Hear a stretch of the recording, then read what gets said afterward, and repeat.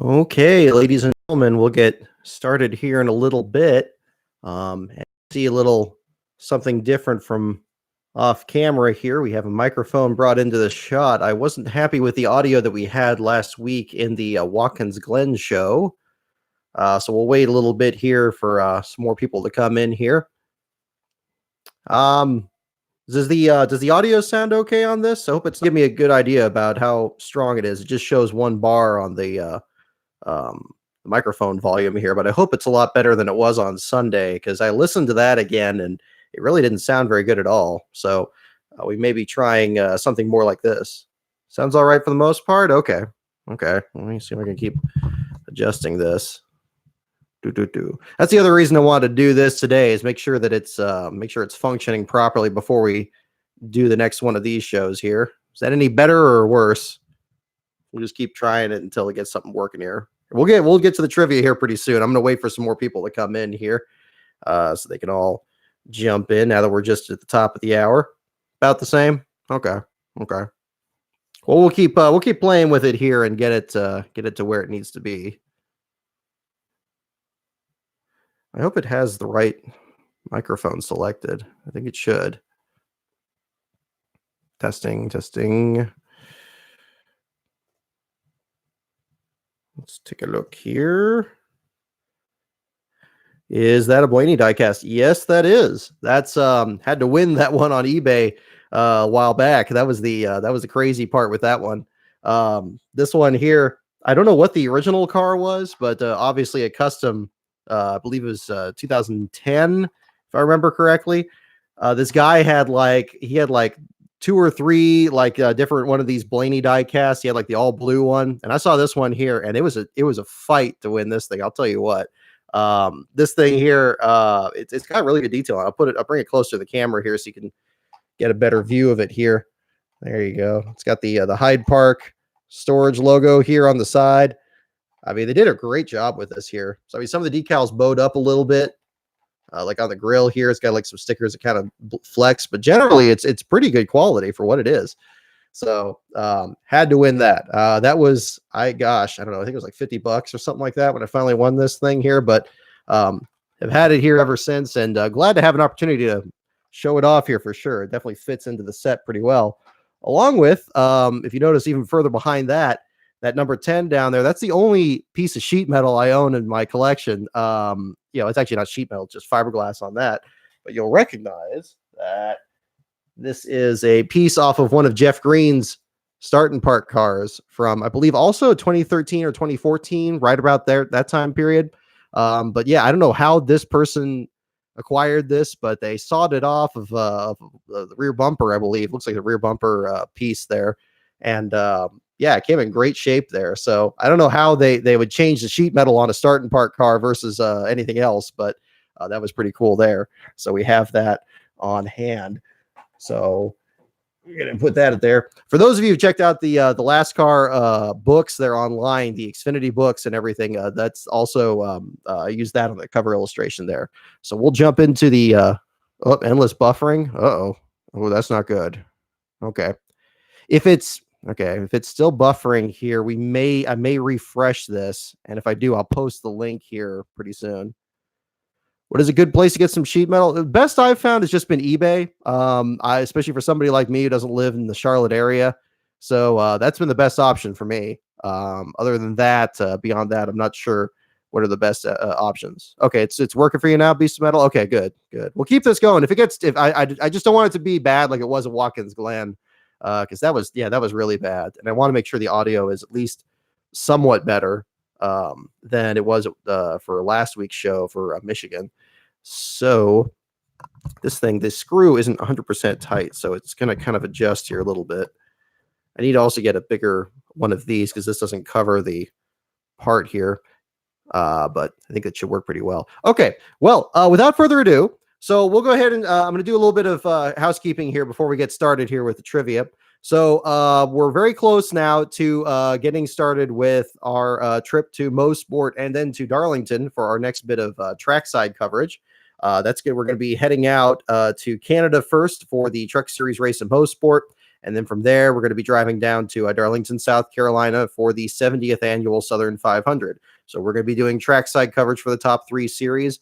A lot of last minute details are getting worked out.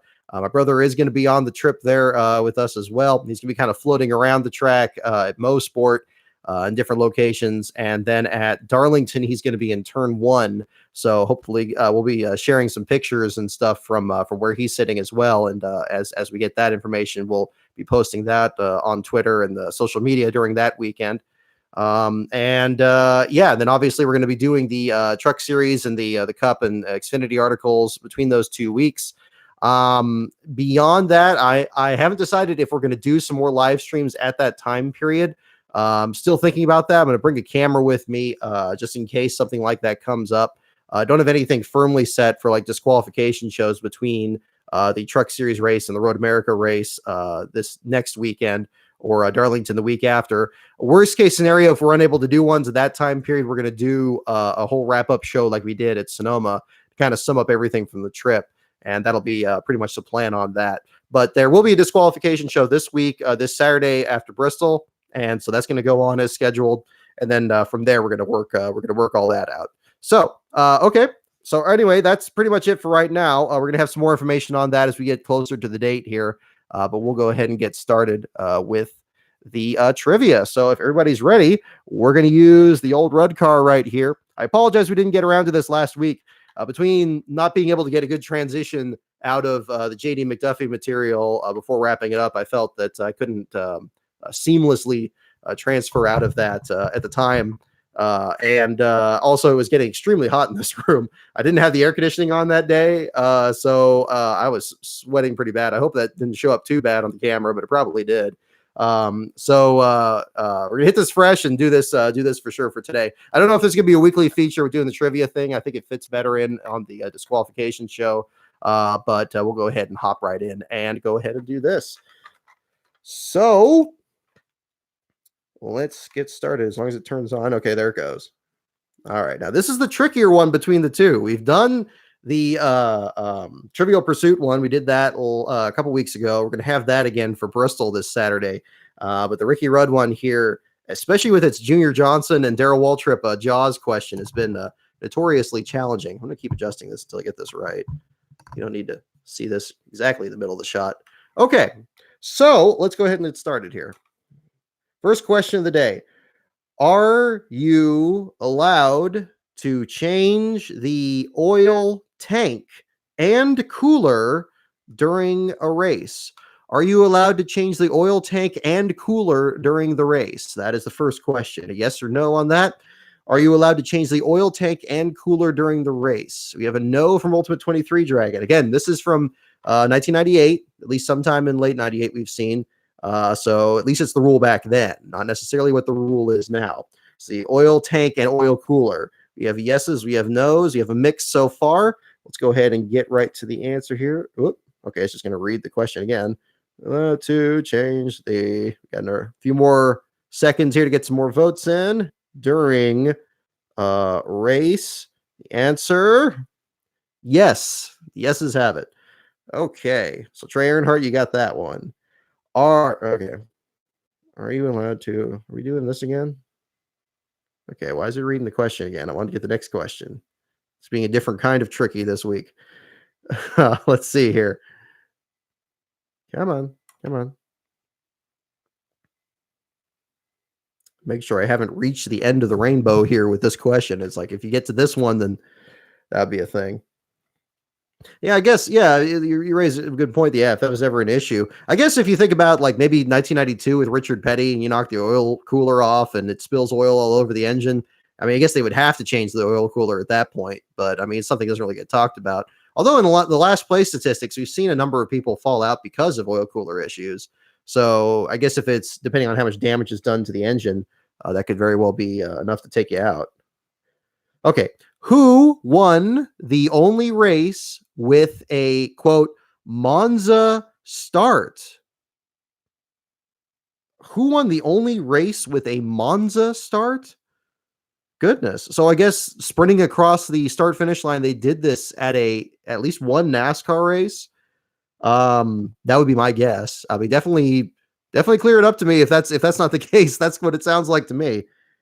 Who was the only driver to win a race with a Monza start? Any guesses? I mean, it's wide open here. Believe me. Get them in as soon as you can. Otherwise, I'm going to think you're googling it because I'm definitely thinking about googling it myself. I'll tell you what. All right. Who won the only race with a Monza start? And in NASCAR, I presume. Yeah, Pete Hamilton, Ricky Rudd. Well, yeah, that'd be something if it were Rudd with all this. All right, let's get the answers. I got to find that out. Joe Weatherly. Joe Weatherly. How about that? Well, I wonder, maybe at Riverside or something like that. I know that's where Weatherly lost his life, but maybe it was like a something he did at the road courses. But yeah, Joe Weatherly won a NASCAR race with a Monza style start. And apparently, they only did it one time. And Weatherly, he won a number of. How many races did he win? He won like at least 20, didn't he? Probably more than that. If he had a shorter career from what happened there. Let me pull that up and see some possibilities here. Doot, doot, doot, doot, doot, doot, doot, doot. Here, we'll bring it up on the big screen here. If it will let me. There we go. Whoop. No, come on. Come on. Don't be like that. Whoop. Okay, so yeah, so 25 victories in the Cup Series. I wonder which one of these was a Monza start. So, yeah, Nashville, Hickory, Wilson, Darlington, Charlotte, Myrtle Beach, Richmond, Hillsborough, Daytona, Weaverville. I don't know if he won on a road course. I'd assumed it was probably something like Riverside, but I'm not seeing that on the statistics. Maybe Darlington, because he's got a few of those. Hickory, Myrtle Beach, Richmond, Martinsville, Charlotte. Yeah, I guess he never won on a road course. Unless Augusta was. Wasn't Augusta a road course? Let me pull that up. No, dirt track, half-mile dirt track in Georgia. Huh. Well, hey, so there you go. There's one out there. If any of you out there definitely find out which race that was a Joe Weatherly won with a Monza style start, definitely let me know in the comments. We'll pull that up. It's an intriguing little bit of trivia there. I'm definitely not aware of that. Again, going for the hardcore questions on the little car here. Kind of in the right era. Yeah, no, you would say so. That for sure. Okay. That doesn't show up very well on the camera at all. Okay, let's get the next question here. Fast facts. Next. Yep. Let's get the next one. What year was the last convertible race held at Darlington International Raceway? Okay, here we go. So another good racing reference question. What was the last year of a NASCAR convertible series race at Darlington? 1958, we have. 1960, we have. Any other guesses? Last year of a convertible race at Darlington Raceway. 1962, all good guesses, I would say. Not sure offhand. I'm thinking maybe 59. Maybe that's too early. Let me see. 1962, the Rebel 300. Maserati 9, you got it. There you go. True or false? Ricky Rudd won the IROC Championship in 1991. True or false? Ricky Rudd won the IROC Championship in 1991. True or false question on that. Did Ricky Rudd win the IROC Championship in 1991? Do we have a true? We have a false.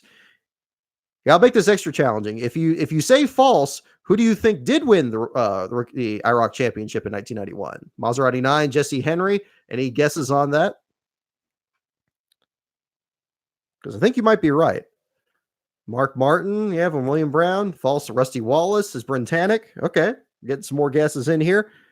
The answer, false. Okay, and I believe you're right. Rusty Wallace, because I think that came up when writing the book there, that Rusty Wallace took the championship in IROC that year. So, on to the next one here. Next question.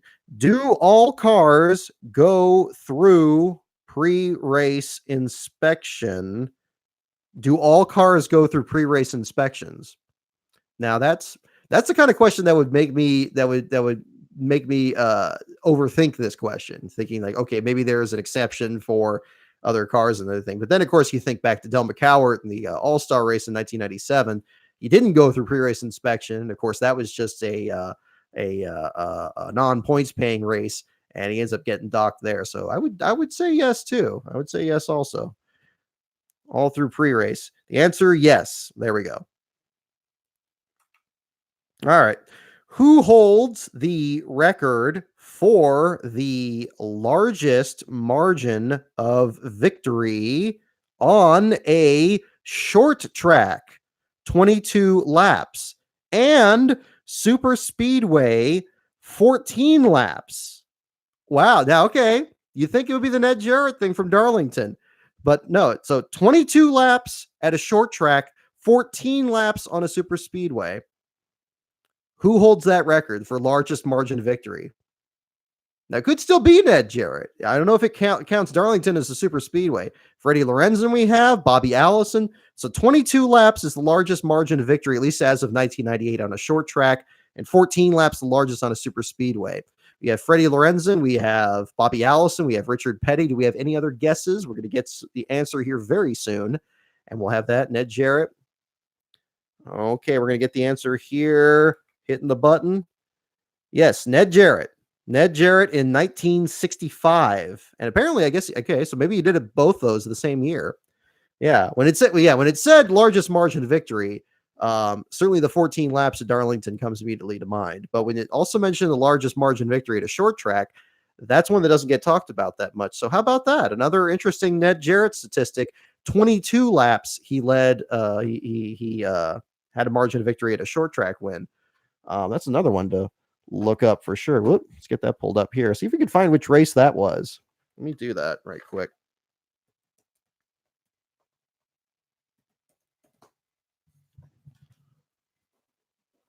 Boop, boop, boop. Incidentally, Ned Jarrett has the same birthday I do, October of 12th. So, victories. I guess it'd be hard to find out from just the results. Let's see. Yeah, what do we qualify? Yeah, as a super speedway, I would think longer. Yeah, 2 miles or larger. Yeah, that would make more sense. But again, this isn't the first time this car has had answers to questions, so it's possible they just kind of fudged that and just said largest at a speedway versus a super speedway.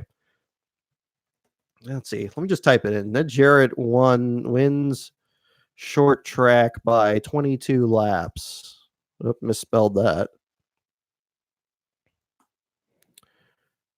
Yeah, it mentions the 14-lap victory at Darlington, of course.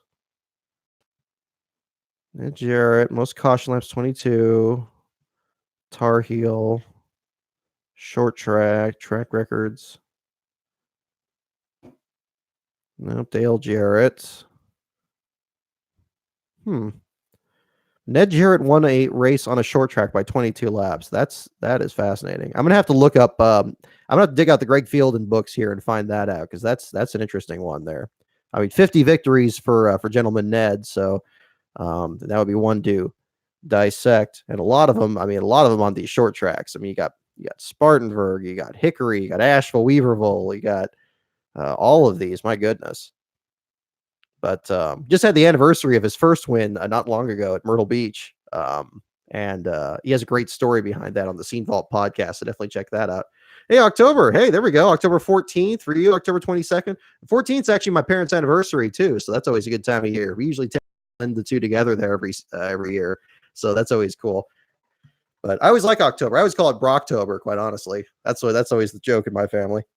But all right. Well, here we go. Let's get the next question here in the meantime.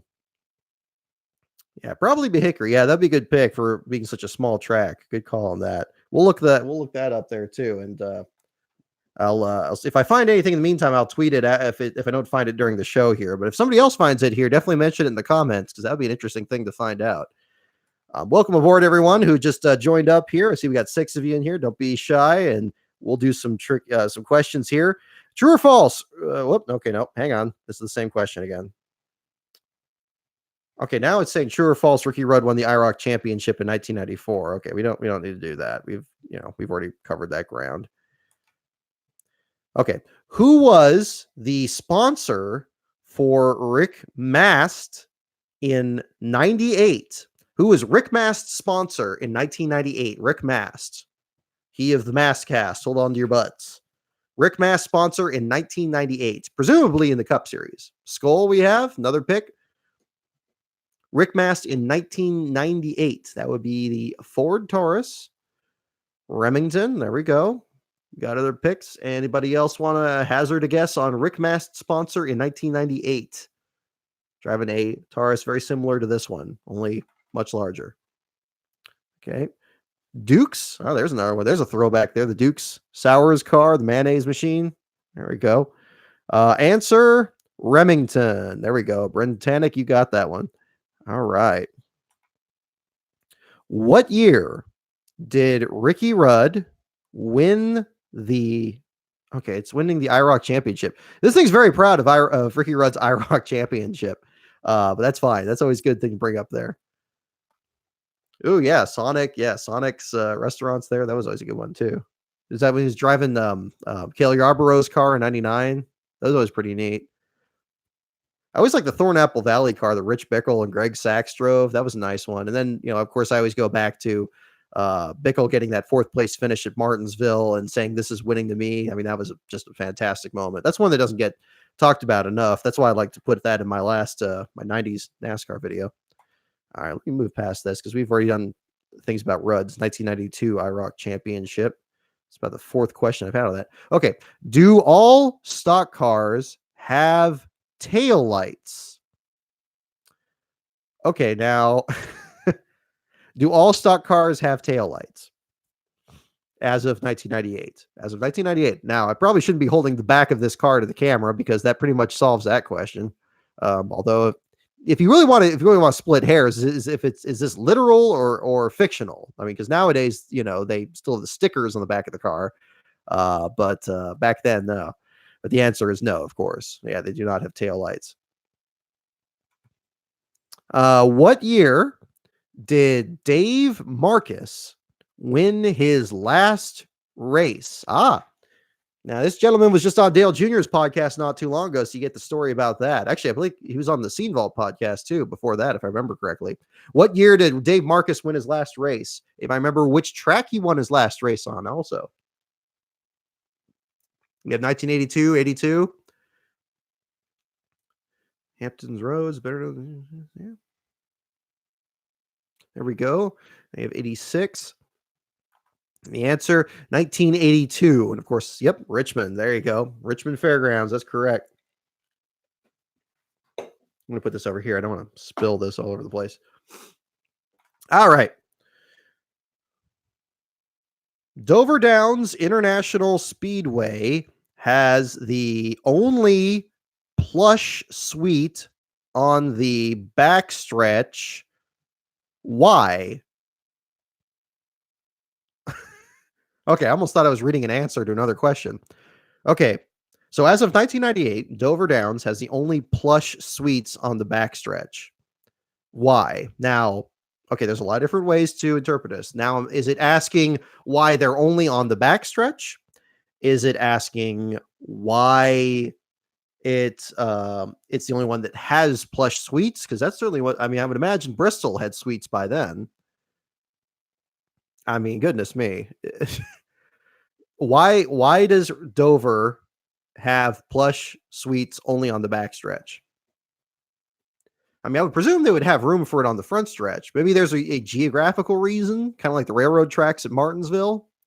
Different fan experience. Yeah, this is crazy. I mean, this thing really takes no prisoners. I have, like I said a while back, I do have another one of these that's a Bill Elliott one. I've been digging through my garage trying to find it, and I have not found it yet. But I definitely want to use as many of the questions on this as possible. I'm even gonna when we get down to Darlington, if I see another one of these, I'm gonna be picking that up. So I'll tell you what, because this has been something else. Okay, is a horse racetrack inside it? Now that's true. Now maybe that's the front stretch to the horse racetrack. That would be interesting. Okay, let me get the answer before it clears out here. It's the start finish line for harness racing. Boom, you got it. There we go. Maserati 9, you got it there. There we go. Okay, so they're only on the back stretch because that's the front stretch to the harness racing track. Interesting fact. Haven't covered Dover yet in person. That's definitely one to want to do, and that would be something to check out. So very interesting. They definitely do have that big building on the backstretch. I guess that's the it's hard to imagine doing horse racing there now, but I mean, then again, it has the infield laid out the way it is. So there you go. How about that? I tell you, learn a few things new every day. What year did Ricky Rudd first drive for Dyegard? Here we go. What year did Ricky Rudd first drive for Dyegard Racing for Bill Gardner's team? What year did Rudd first drive for Dyegard? That's true. Yeah, that the with the bridge over the track, that makes sense for the harness racing deal. 1981 we have picks for. 1979 we have as well. Okay. Answer 1981. All right, 3 of you got it there. Fantastic. Let's get another one here. What is the driver's uniform made of? What is the driver's uniform made of? Now, how specific of an answer do you think that this is on this little screen here? What is the driver's uniform made of? Nomex, okay? Or Normex, Mylar? See, I'm no clothing expert, not even in the sport here. So I'll, there's no bad guesses. Fireproof material, yeah. I mean, there you go. It could even just say that. It could just say fireproof material, and then that would be the answer. Depends how this thing is clearly picky, so it could be something like that. Answer Nomex. There we go. So there we go. Okay. What year did NASCAR begin running at Sears Point International Raceway? Now, what year did NASCAR begin running at Sears Point International Raceway? Now, it could be, is it asking what year did it first running the Cup Series, or what year did any NASCAR sanctioned events begin at Sears Point? Now, more than likely, it's asking about the Cup Series. And I see a lot of you, 3 of you, I think, already have the right answer right there. It's 1989, or 2 of you right there. So let's see. Answer. Yep, 1989. Okay. Yeah, it is asking about the Cup Series one. So there you go. It's literally in your screen name. See? Yeah, believe me, man. I get what you're saying. Like I say, that tweet from yesterday about the 43rd scale JD McDuffie car, and they're asking how much it's worth, and there's a price tag on it, and I didn't even see that until like maybe 5 minutes later. I looked at it again. I'm like, oh, okay. Well, probably that amount at least. So there we go. Let's see. What year did Ricky Rudd take his family-owned car to Charlotte and qualify on the outside pole?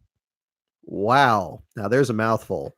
What year did Ricky Rudd take his family-owned car to Charlotte and started on the outside pole? Okay, 80 we have, 78. An outside pole in his family-owned car at Charlotte. 76. There we go. Okay. Let's take a look here. Let's take a look. Answer 1980. Jesse Henry, you got it there. Right on. Okay. We're getting really good. We're getting really deep into the weeds now. Let's see. True or false? Electric fans are used to cool the motors. True or false? Are electric fans used to cool the motors in NASCAR stock cars in 1998? Are electric fans used to cool the motors? We have a true, we have a false. Electric fans used to cool the motors in stock cars.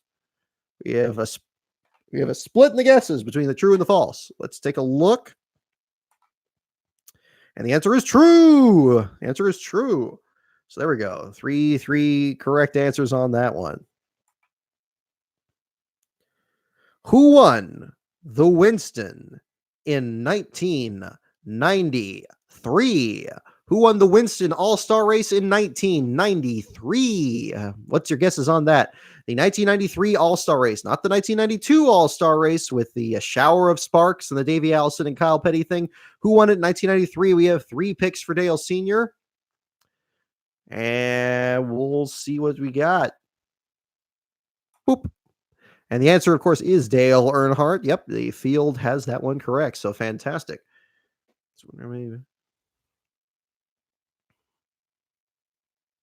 Just look at your comment there, Britannic. Yeah, it'd be great if we had. I mean, any way that we could get big fields as possible would be great. But I mean, if they're allowed to run production cars, that would be insane.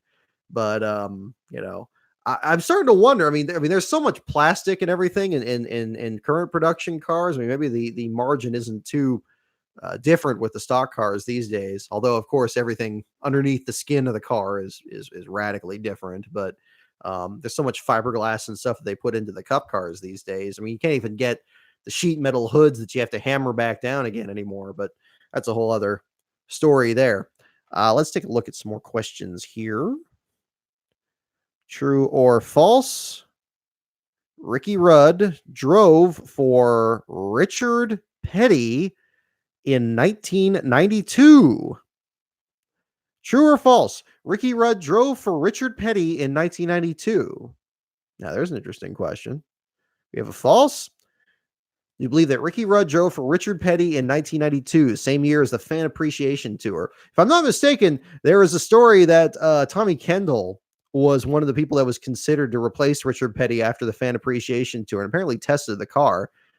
He very much had some great runs, Kendall did, driving for Richard's son, Kyle, in 1991, before he was critically injured at Watkins Glen in an IMSA race. But an interesting a deal there. The answer is false. Ricky Rudd did not drive for Richard Petty that year.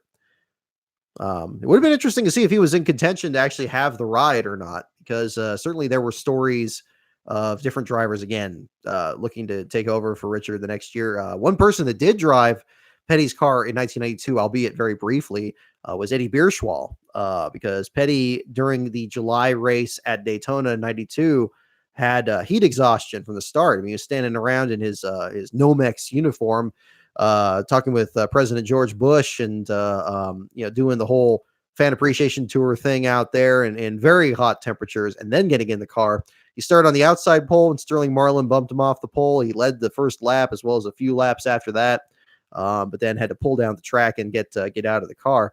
Almost wondered if it was going to be a situation like that where Rudd was offering an opportunity to get in the car. Given that this is a time, again, something brought up on the Scene Vault podcast, where drivers have to get relief drivers out there to make it to the finish, especially when you had 500 miles at Dover, 500 miles at Rockingham, on top of 600 miles at Charlotte. A lot of endurance races that could be. But yeah, interesting deal there. True or false? Incidentally, Eddie Bierschwal, I have his autograph too. Electric fans are not allowed. Oh, that's it. Electric fans are not allowed. Okay. So here's the question.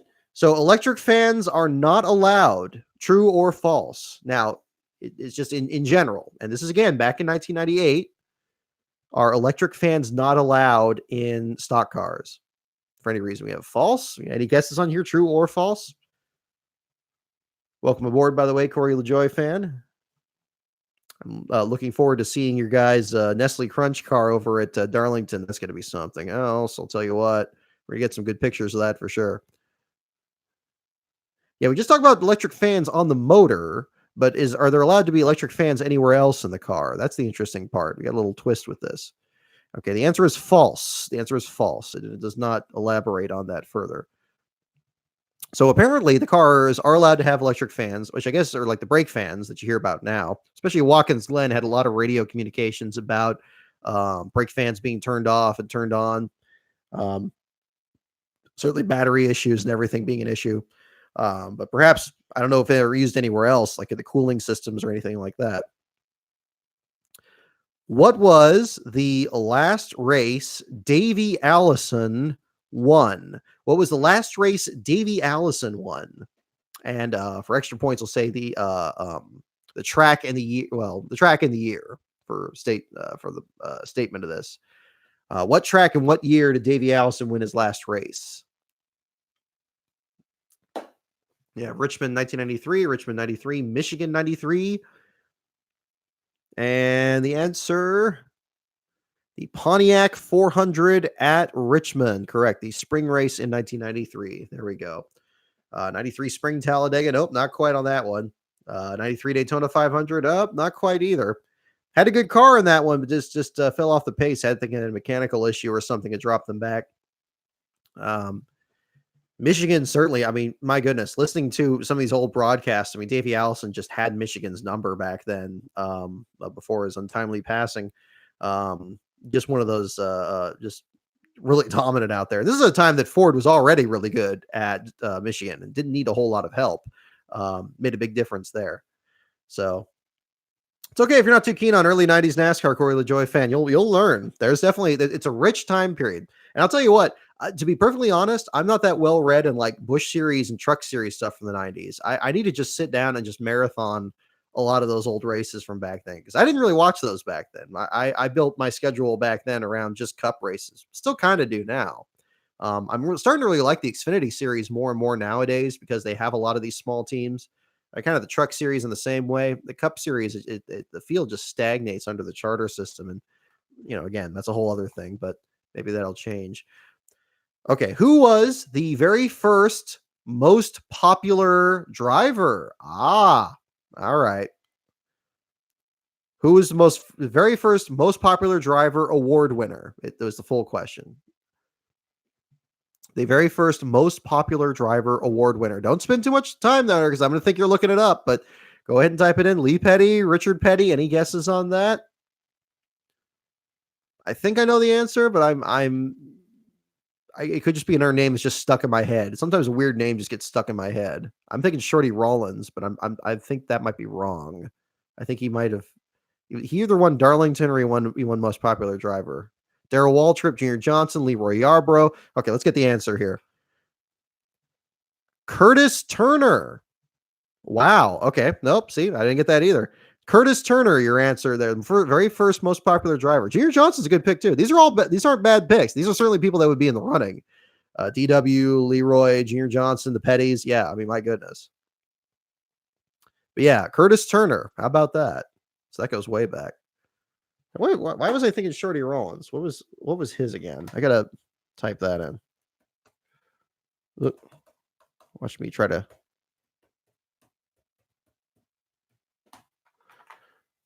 get that on there.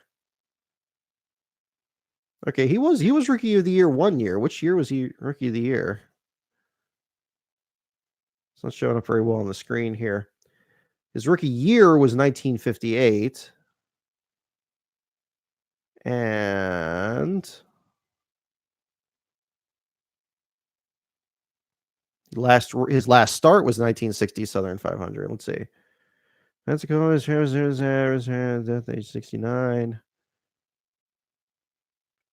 He had one win at the State Line Speedway, 12 top 5 finishes, 22 top 10 finishes, and 29 starts for car owner Spook Crawford. He won the first stock car race at Daytona, which is a 100-lap qualifying race in the convertible division, which gave him a second-place start in the first Daytona 500 start in 1959. Well, how about that? There we go. Now, here's the important question, of course. Did Shorty ever finish last? Let's find that out. We're not going to ignore that part of the statistic here. Let's find that out. I'm pulling it up on the old sheet right here. Dude.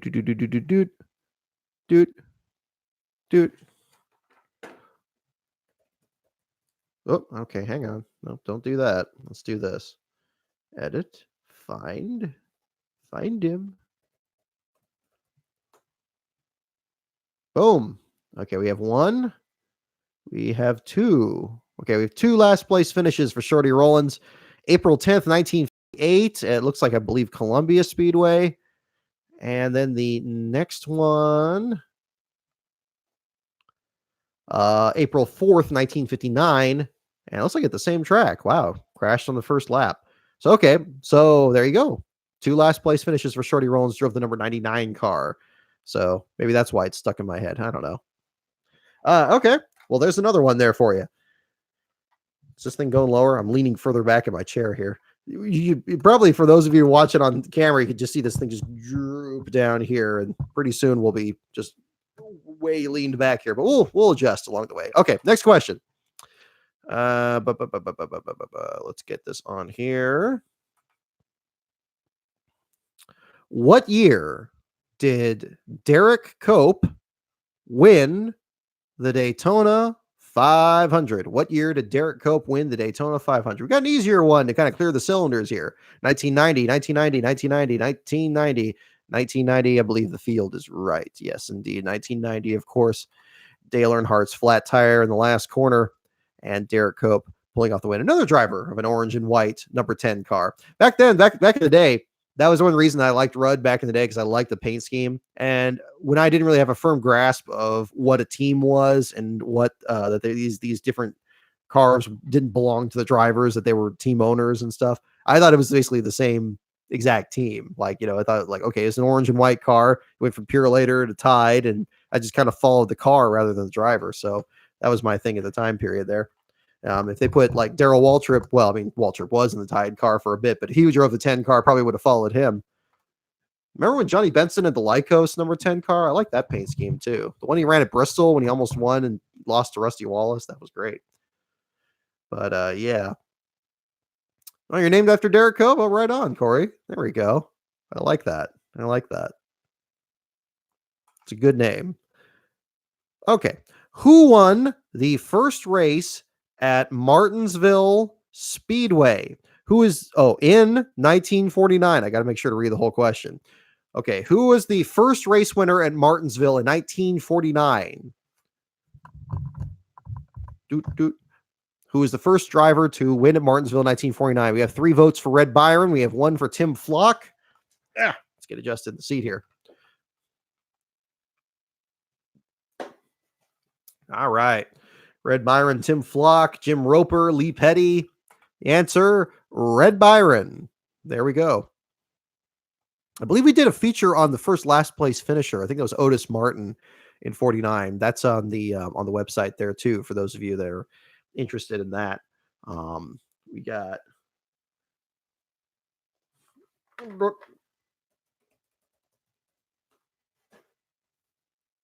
there it is. Boop, right there. September 25th, 1949, Otis Martin trails the first strictly stock race at Martinsville. And here, I'll share the link there for those of you that are interested in that. I like doing these throwback Thursday things. Those are always kind of fun. But the whole kind of deal with that is interesting. The problem was, after a while, like I basically kind of reached the exhaustion point of races that I felt that I could add like personal recollections in there, so it wasn't just copying just like a Wikipedia article on the driver. Kind of got to the point there where it wasn't really working out as well there at the end. But I never say never. I like doing these throwback articles there. Maybe that'll be something I do a bit in the future there. I got a few questions here. Let me cover these also. Do I have a racing rig? Do you mean like a racing, like a simulator rig or something like that? Because if that's a question, then no. This is about the extent of it right here. With the old laptop here, like iRacing and stuff. Yeah, closest thing I came to that. If you look at my YouTube channel here, I have a series of videos where I use like Papyrus's NASCAR Racing 99 on a computer that's absolutely on its last legs. It has a big cooling fan. I got to plug in beneath it. Otherwise the thing is going to just shut off in 5 seconds. I was big on playing around with NASCAR Racing 99 edition because I love messing with the paint schemes. If anybody out there is like goes way far back, do you remember Storm Motor Group or IWCcars.com? Some of those websites back in the day. I almost got to the point my grades were slipping at the end of high school because I was spending so much time messing with paint schemes for NASCAR Racing 1999 edition. It was getting to the point there where, I was kind of coming with my own racing series. I call it the Fram Ibrox series. And I started making up driver profiles and stuff like that. And it was a lot of fun, but it became kind of a distraction. I have, the old 1991 paint schemes I did that year. And this is, again, about the same time. This is again about 2000, 2001. That was about the time that I started learning about JD McDuffie. And I think that's where my fascination with the 91 season came from. And so of course I have versions from the paint schemes there too. NASCAR Racing 2003, I like that too. By the time that point came around, I committed so much time to NASCAR Racing 99. I didn't really get into 2003. I still have a copy of it.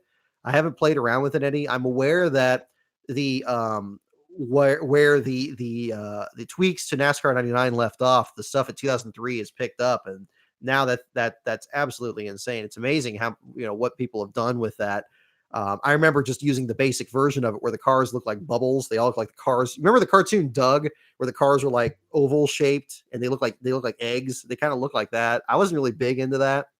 I like the ones in 99 better because it seemed like it was much easier to go pixel by pixel and try to get the details just right. I should put some screen caps in at some point and give people an idea of what those look like. Because I put, again, I still have the files and I still have them on my other computer. Maybe we'll do a video on that further down the line. I think that would be kind of fun. But we used to do like in 2015, I tried to predict the outcome of races with that, but that didn't work out as well that way. Let's see. And I had another question here too. Reverend Stewart there. Yes, my favorite Daytona 500. Oh, easy pick on that. My favorite would have to be 2005. That's probably, it may not be the most memorable race in all of the sports history, but that was like such an exciting speed weeks in general that doesn't get talked about really that much. Second, perhaps only to the 2001 500 in terms of everything that happened leading up to the 500. Of course, not what happened on the last lap, though. Oh, right. It's saying my connection's unstable, so I apologize if it's disconnecting here. We'll wait and see if it's going back. Okay, that warning went away. Hopefully it's good. 2005 was one where fantastic duels, first of all, very competitive races in that, very competitive truck series race that year. This was the year where we thought Rusty Wallace and Mark Martin were going to retire at the same time.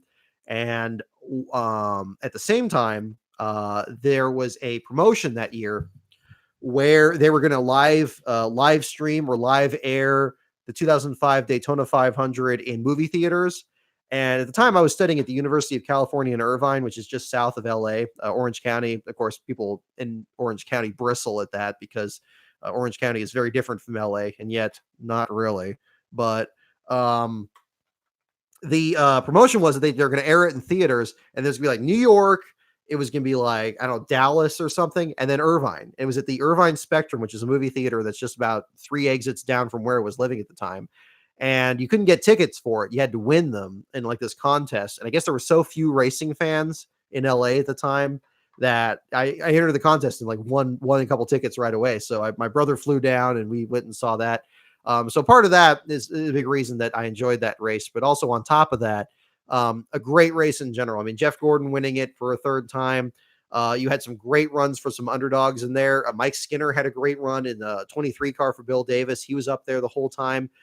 Kevin LePage was in an unsponsored car. He was showing tremendous speed during the entire week and then squeezed into the top 10 in the final lap. Scott Riggs had probably one of the best runs of his entire career, driving for the number 10 car with MB2 Motorsports. He got up to the front of the pack there. And a lot of really good storylines. And in the duels I mentioned earlier, Johnny Sauter was running an old 2004 Intrepid and very nearly won the duel in that race. He was leading the pack there on old tires and eventually got shaken out of the draft there. And I believe the engine let go after that. So they missed the show, but had a fantastic showing in that with a much older chassis. So that was one that really stands out to me. I saw a mention there of 2011 as well. That's probably my second favorite up there. I would say even ahead of 2001, obviously the tiebreaker being what happened at the end there. But Trevor Bayne's win was incredible. I loved the 2-car tandem. I don't get the complaints that people like Dave Despain and others gripe about when it comes to that. I thought that was fantastic. I think, a lot, it was moment by moment racing where you had to see, what somebody's going to do at the end. And there was no guarantee that you would pair up with somebody and it would work. Sometimes it would peter out. Sometimes it would peter out way too soon. So right from the start of the race, you had to pair up with somebody just right. And this was also a time period that Dave Blaney was having a career renaissance, driving the number 36 car. he became like a fantastic drafting partner in 2011 and the first part of 2012. I believe in all four of the plate races in 2011, he was a factor. When Golden Corral came on board, they were originally going to sponsor Brian Keselowski. Then that fell through when Discount Tire came on board. The run for Blaney came on board. They had just a plain black car. This was during a streak also that Tommy Baldwin's car always seemed to never have sponsorship, but they always seemed to get into the race by racing their way in. The year before, Mike Bliss wrecked the primary car. They had to run an old Toyota from the year before and still got the car in the show. Blaney had a great run in 2011, was surviving all the accidents. Then he was trying to avoid another one, I believe Junior's accident on the backstretch, and he drove it through the dirt and ripped the splitter out. Of course, everybody mentions, seen some mentions for 2012 as well. Blaney, of course, being easily remembered in that race as well for being out front when Montoya hit the jet dryer. So that was a good one there. You were in the stands there, Corey LaJoy fan in 2011. Man, I envy you on that. That was a fun one to watch. I think the difference in speed of these different packs trying to work their way through the field there was really entertaining. That's definitely a big race in my memory. And of course, after that, Trevor Bayne came out here. The Sonoma Raceway had a promotion where he had an ice cream sundae named after him. The Trevor Bayne Sunday at Ghirardelli Square, and my brother and I were out at the autograph session for that. That was really cool. We got he signed our cell phone covers right on the way out of the track there, and that was really cool. I still got that out in the garage there. Really cool kid. I hate that his Cup career didn't really work out for him really after that, but it sounds like he's in a good place there working with working at I believe is it a coffee shop somewhere back east. So I mean that'd be interesting to see. Yeah, nightmare about kids eating free. I still have that kids eat free We Will Rock You clip that I used in my starting grids from back then. That's still on my thing here a while back.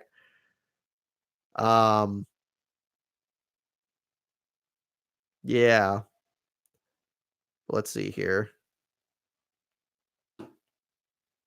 Oh yeah, I saw some mentions. I know we talked about Nicktoons a little bit there incidentally. I haven't seen the Rocco's Modern Life thing. I hope it's good. I love that show growing up. I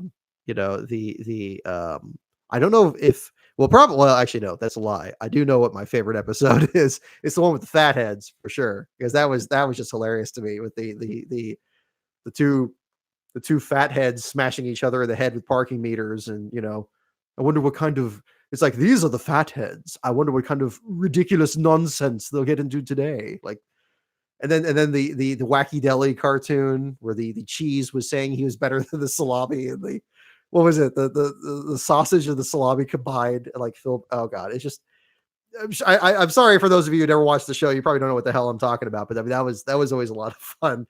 I have the season 1 on disc somewhere over here at the headquarters. I'm gonna have to watch that after we wrap up here. But that was a good deal. Oh god, it's really centered around oh man. Yeah, now I'm gonna have to watch that after this. Now I have plans for tonight. I'll tell you what. Didn't before, but now I do. Um, Good deal. Good deal. Well, here, I know we're getting a little sideways for the trivia here, but I don't mind. I don't mind chit chat. If you have any other questions or anything like that along the way, shoot, I'm open here.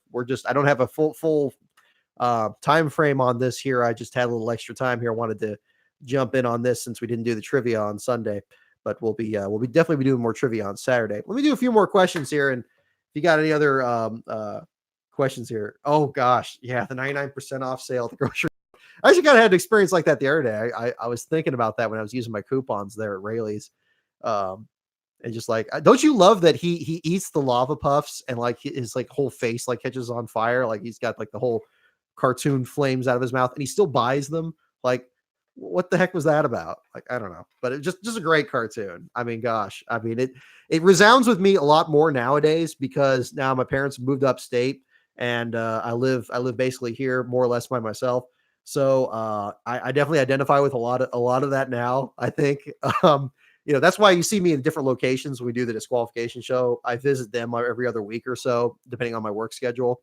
So you'll see me up there again on Saturday. But that was a great one. Oh God, Chucky Chicken, yeah.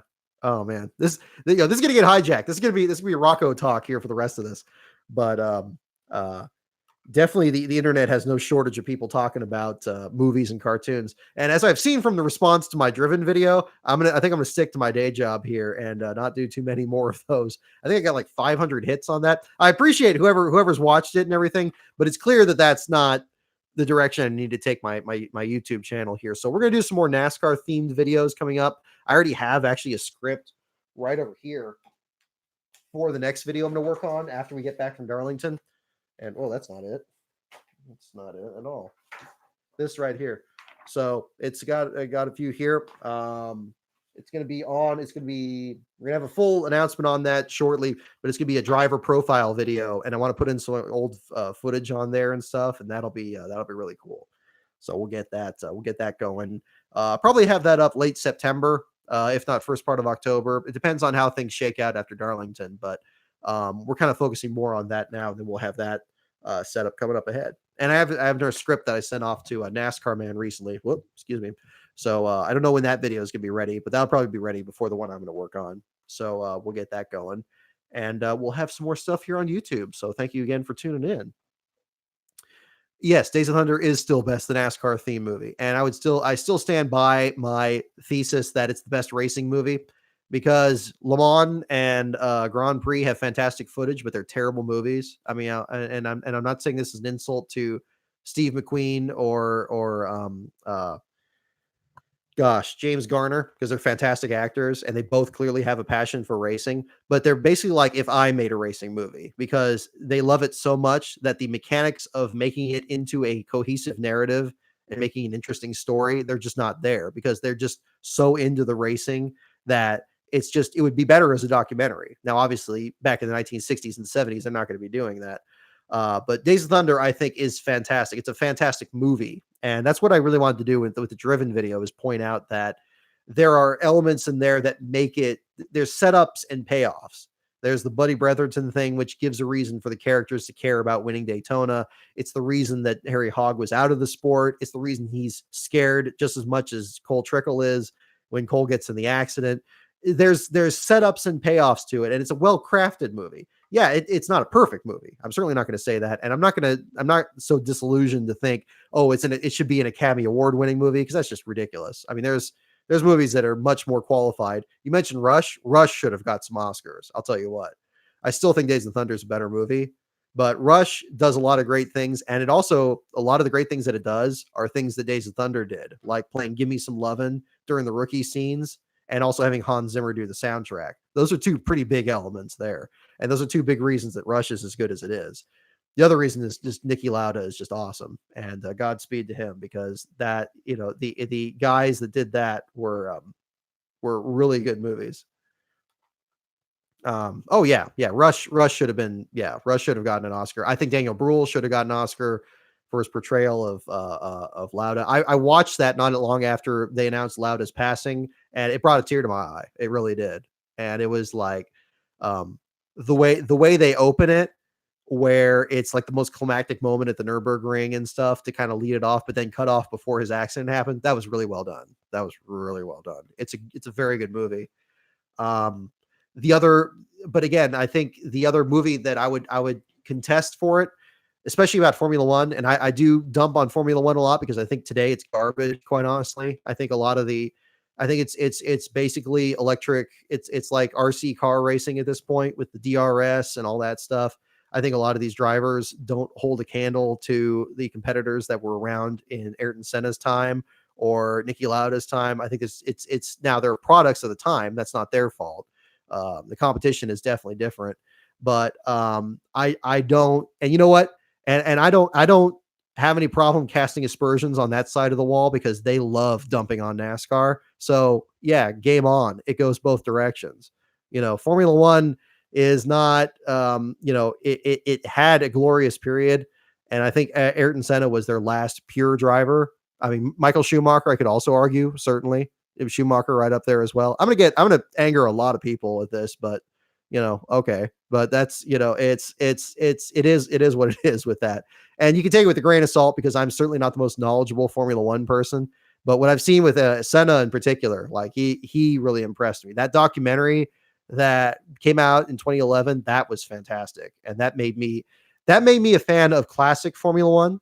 Absolutely. When you had that era, I think that was almost like a John Henry situation where he was like the last pure driver when technology was coming up, and maybe other drivers were getting up there that weren't quite as naturally gifted as him, but were right up there, and he was like fighting it. You realize that Williams car he was running in '94 was a piece of junk, and he won every pole position until he lost his life at Imola. Like that's unbelievable. I mean, I don't care who you are, like, I mean, that's the equivalent of like somebody, if he was in NASCAR, if he got into, like like a lower funded team like Spire Motorsports or Rick Ware Racing, and again, no disrespect to them, but for those teams, going for a pole position isn't really their accomplishment. That's a whole different thing. But if a driver came in that had just natural talent and put those cars on the pole for 4 straight races, like that's the equivalent of that to me, and that's damn impressive to me. So that's, yeah. Um, yeah, I think it's one of the biggest tragedies in motorsports that we lost Ayrton Senna, and that's something that Dale Earnhardt himself respected back in 1994 when he was in Victory Lane winning at Talladega the same day, and he made sure to mention that because even he knew, and that's respect, across one direction to the other, and I give that same respect.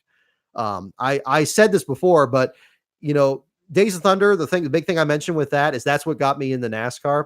If Days of Thunder didn't grab me, and my first exposure to motorsports was a Formula One race, there would probably be pictures of me back then wearing a National Bank hat, like an Ayrton Senna hat back then, because he would have been my guy for sure, and that would have changed things very differently there. So, yeah, that would be kind of the thing there. So, not to go too far off sides there, but that's a big reason I'm not really into Formula One, and I think another reason that the driven video hasn't been as popular as the other ones there is it kind of goes on a more of a negative angle there. Certainly about the movie and about the waning years of the Kart FedEx Championship Series.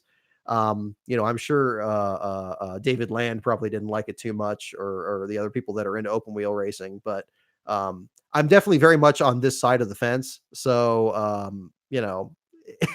Denny Hamlin saying it's his favorite racing movie. I don't know if that was just a massive troll job or if it's something like that, but that was kind of an interesting deal there. Okay. Oh, I see a couple more questions here. Have I ever visited the old site of Ontario Motor Speedway? Yes, I have actually. When we did Fontana a couple years ago, and that's another track that I want to do full on coverage for. I'm technically planning on doing it for next year, depending on how money and vacation and other factors come in there. Because I'd like to do Fontana and Vegas on consecutive weeks. There's actually a Hooters that's built right not far from where Turn 4 at Ontario was, and we drove over there. We went over there. It was actually the Hooters was too busy. Clint Boyer's crew was in there, and they had like they were pretty, as you can imagine, night before the Cup race at Fontana. It was pretty busy in there, but it's located basically right where Turn 4 at Ontario is, and there is no sign of where that track was, which is just tragic. A track based off of Indianapolis.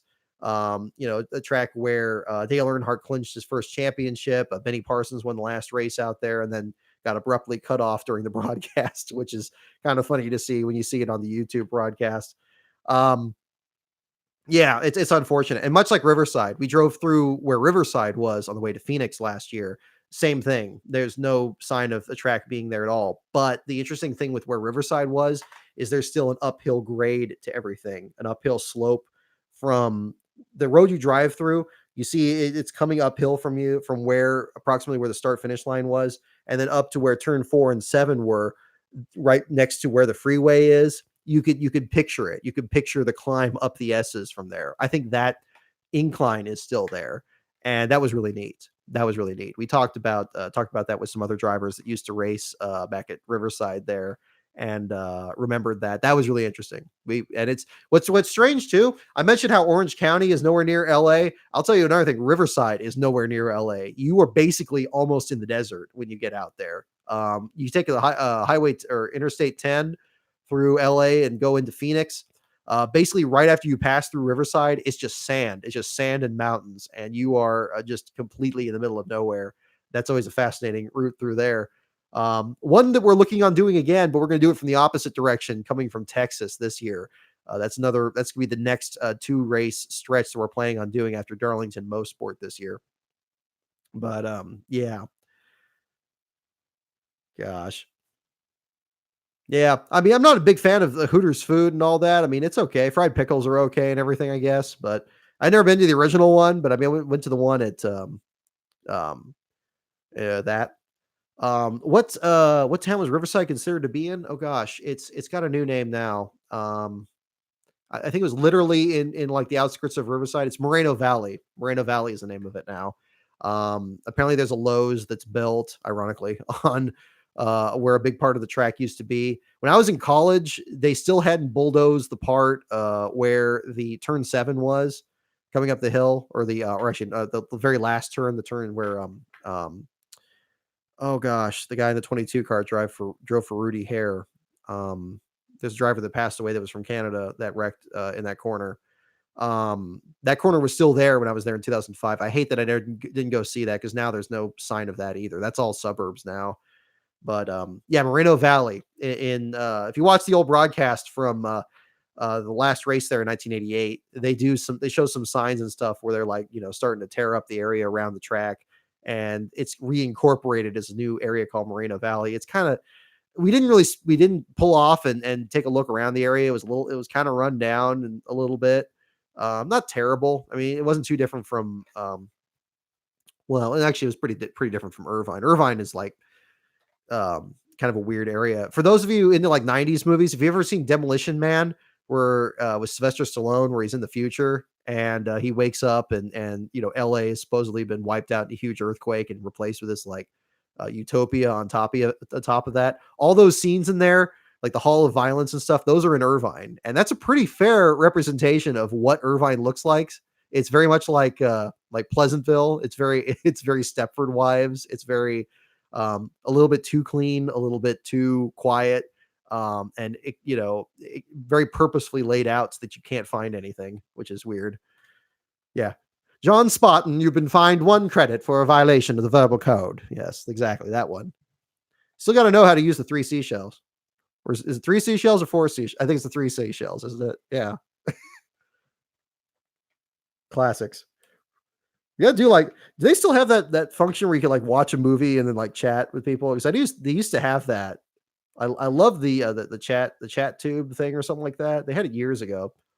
And that was always great. You could make your own channel, put like a stream of videos in it. I don't know. You know how to use the 3 seashells. Yeah, there we go. That'll probably be the next question on this thing. Who knows? Yeah, and yeah, see Stephen C, your question there. Yeah, Joe Weatherly did die at Riverside. In fact, in a rather interesting twist, if you look up Joe Weatherly's gravestone, it has a map of the Riverside track on top of his grave, which is, Weatherly always had kind of a twisted sense of humor in his life. He was very much the prankster of his time, very similar to like a Tim Richmond or Dale Earnhardt much later on. And he had a very hard accident in turn 4, which is basically a blind corner at the end of the S's there that you have to go up, struck a barrier there. Yeah, his gravestone actually is the track layout to Riverside. So there are some, memories of the track that still exist in the physical world still. But yeah, let's see. Just catching up on your comments here, see if I missed anything out there. But yeah, again, just to close, just put a ribbon on the thing with Rush there. I mean, that was a um, fantastic video or fantastic movie there. Ron Howard is, especially when it comes to historical films, he does a fantastic job with, that. I mean, there's such a thing as like an actual movie maker, not just a guy that makes movies, but a guy that actually like wants to elevate the craft. Rush was fantastic, and the movie that of Ron Howard's that I love that I just recently watched on Blu-ray is Apollo 13. Watch that during the moon landing anniversary. That movie is fantastic. My goodness. Much like Emp Lemon said, nobody questions the prestige of an astronaut, and that movie is a pretty good example why. Also, fantastic score in that movie by the late James Horner, who also did Titanic 2 years later. That's a good movie to see. In terms of non-historical movies that Ron Howard did, I also like Backdraft, another fantastic Hans Zimmer soundtrack. One that Hans said, I mentioned in the Days of Thunder video, he didn't like his own score to Days of Thunder, which is true. There are articles about that. He also thought that his score to Backdraft was too arrogant. He thought he was too young and trying to do like a score that's way too over the top. Backdraft score is really something else. After later tonight, definitely crank that up and listen to like the opening score to it. It's really good music. Um, for that for sure. But yeah, Rush was fantastic. I think Ron Howard and Daniel Bruhl should have got something for that one, and it's unfortunate they weren't even considered. But the Oscars have that's a whole other story that I don't really want to get into there. But the Oscars have become entertaining in the same way a Demolition Derby has. That it's just a mess. Um, I can't remember the last. I think the last movie that I saw that won Best Picture the same year that it did was well, Crash, I think back in 2006. Well, no, there are probably more recent examples of that. That's another one too. I probably make. I mean, if I wanted to go the movie route, which I don't really want to, I thought Crash was a really good movie, and it was the best of that group. It was. I mean, I watched all the movies that were nominated that year, just because I was really close to it, and then I didn't see Brokeback Mountain. And Brokeback Mountain is good. It's like it's the kind of movie where it's like taking a short story into a film. I think it would have made a better short film than a full on film because it's there's a lot of establishing shots of like the area and stuff, which is nice. Not to go too far down that road, but um, I get very opinionated about movies for sure. But I liked Crash. I think it was at a great ensemble. I'm a big fan of ensemble movies, which don't really get made anymore. I love the disaster films of the 1970s because you would have a thing like the Poseidon Adventure where you had Gene Hackman and you had Ernest Borgnine and a lot of these classic movie actors. They would just kind of put them all into one thing. Towering Inferno is another fantastic movie from the 70s. If you want to see some great practical effects from a different time period with no CGI, that's an interesting one to see. It would never get made today. Although Dwayne the Rock Johnson did Skyscraper a couple years ago, that is a vastly inferior version to Towering Inferno. Towering Inferno is actually legitimately compelling and has a great cast in it. And it's a pretty long film, 2.5 hours into it. It also has OJ Simpson in it, which is bizarre. But yeah. Um, oh gosh, La La Land. Oh, I saw that one too. Maybe that's the last one I saw. Well, remember that one lost, which was hilarious. I did see that. I couldn't stand that one. I thought it was terrible. I didn't get why what's her face just ditched Ryan Gosling. Like I thought she was really just unpleasant in that movie. And I thought the music was terrible because, like, I mean, I'm not a big into musicals, but like, my guess is that if a musical is good, you're gonna have it in your head when you leave. Like the same thing with like a good score, like I mentioned with Hans Zimmer or those artists like that. I thought that one was terrible. But yeah, Moonlight won that Oscar. That was the amusing thing. So yeah, I couldn't stand La La Land either. So when they lost the Oscar for Best Picture under the most hilarious of circumstances, I loved it. That was a wonderful moment. And now I watch, like I say, I watch the Oscars nowadays for the same reason that I watch Mystery Science Theater because it basically is the same thing. It's just a train wreck, and it's incredible. It's wonderful stuff. I deliberately skipped it this year, and then I ended up watching the whole thing right afterwards. I couldn't wait because I heard it was a mess too. But movies, there you go. Like I say, if I wasn't doing the NASCAR stuff, I'd probably do more movie stuff. But that is well trod ground between guys like the Red Letter Media and Nostalgia Critic and Critical Drinker and all those guys. I mean, they do it a lot better than I could ever do on that. But that was a whole other that was a whole other thing. Um, Gosh, yeah, you mentioned Earthquake in 1974. Yeah, Charlton Heston. That was a good movie there. I thought the only disaster film from recent years I liked, I mentioned Dwayne the Rock Johnson. I thought San Andreas was really good. People dump on that one, but the big problem, the big thing that you have to keep in mind with disaster films is that if the movie's bad, it kind of works to its favor. It's supposed to be a little cheesy. It's supposed to be a little, little tongue in cheek because it's coming from a time period from the 1970s when you had movies like that, where they would have like one liners that were kind of silly and they put actors in it that were kind of over the hill. And not saying Dwayne the Rock Johnson is at all, quite the opposite, but those were kind of really entertaining movies. I remember when I saw San Andreas, there's a moment where they put in Mr. Fantastic from the old Fantastic Four movies that are terrible. The guy had also played one of the God, was he Fifth Officer Lowe in the Titanic? Like he was that. He has had a really diverse Ian Gruffold, I believe. Oh gosh, I butchered that name. But he was in that movie, and then he did He was in that, and there's a scene where he plays an architect, and he says, "Oh, I didn't raise a family because I was too busy raising these buildings." And I was like, "Ooh, that's a good line." And I'm like, "Yeah, that's it's cheesy, it's silly." But at that point, I was like, "Okay, now I know I'm in for some fun." That's a lot of good disaster films. They have moments like that, and those are fantastic. I might do a video on that, but I don't. It's probably gonna get copyright strike, just like my Driven video did immediately. But yeah, Daylight with Stallone in '96, San Andreas with Dwayne the Rock Johnson, Poseidon Adventure with Gene Hackman, even the newer Poseidon, which isn't quite as good, with Josh Lucas in 2006. I saw that on opening night in IMAX at the Metreon Theater because that's like that story. I'm actually currently reading the novel that was based on by Paul Gallico. That's a fantastic movie. Um, it's I mean, literally, and everybody was like, "Oh, well, it's just like Titanic." No, it's not. It's a story about it's a fictional story about a ship that capsizes, and there's just enough air left in the ship that people have to climb through the upside down ship to reach the bottom to get out, hoping that people, they'll be able to tap on the hole and somebody's be able to cut a hole in the ship and get them out. That's compelling drama. I mean, just imagine. I mean, it's horrifying if you think about it in practical, terms. I mean, that's there was actually an example of one very similar to that happening. I think back. In the Far East a few years ago. But in terms of a fictional story, it's a fantastic narrative, and that was a really good one. Um, Gosh, yeah. Let's see. Do. I just look at the other comments here. Yeah, so San Andreas was well made. I thought it was pretty good, and somebody, especially for somebody here in California, I like that it portrayed San Francisco almost as a character.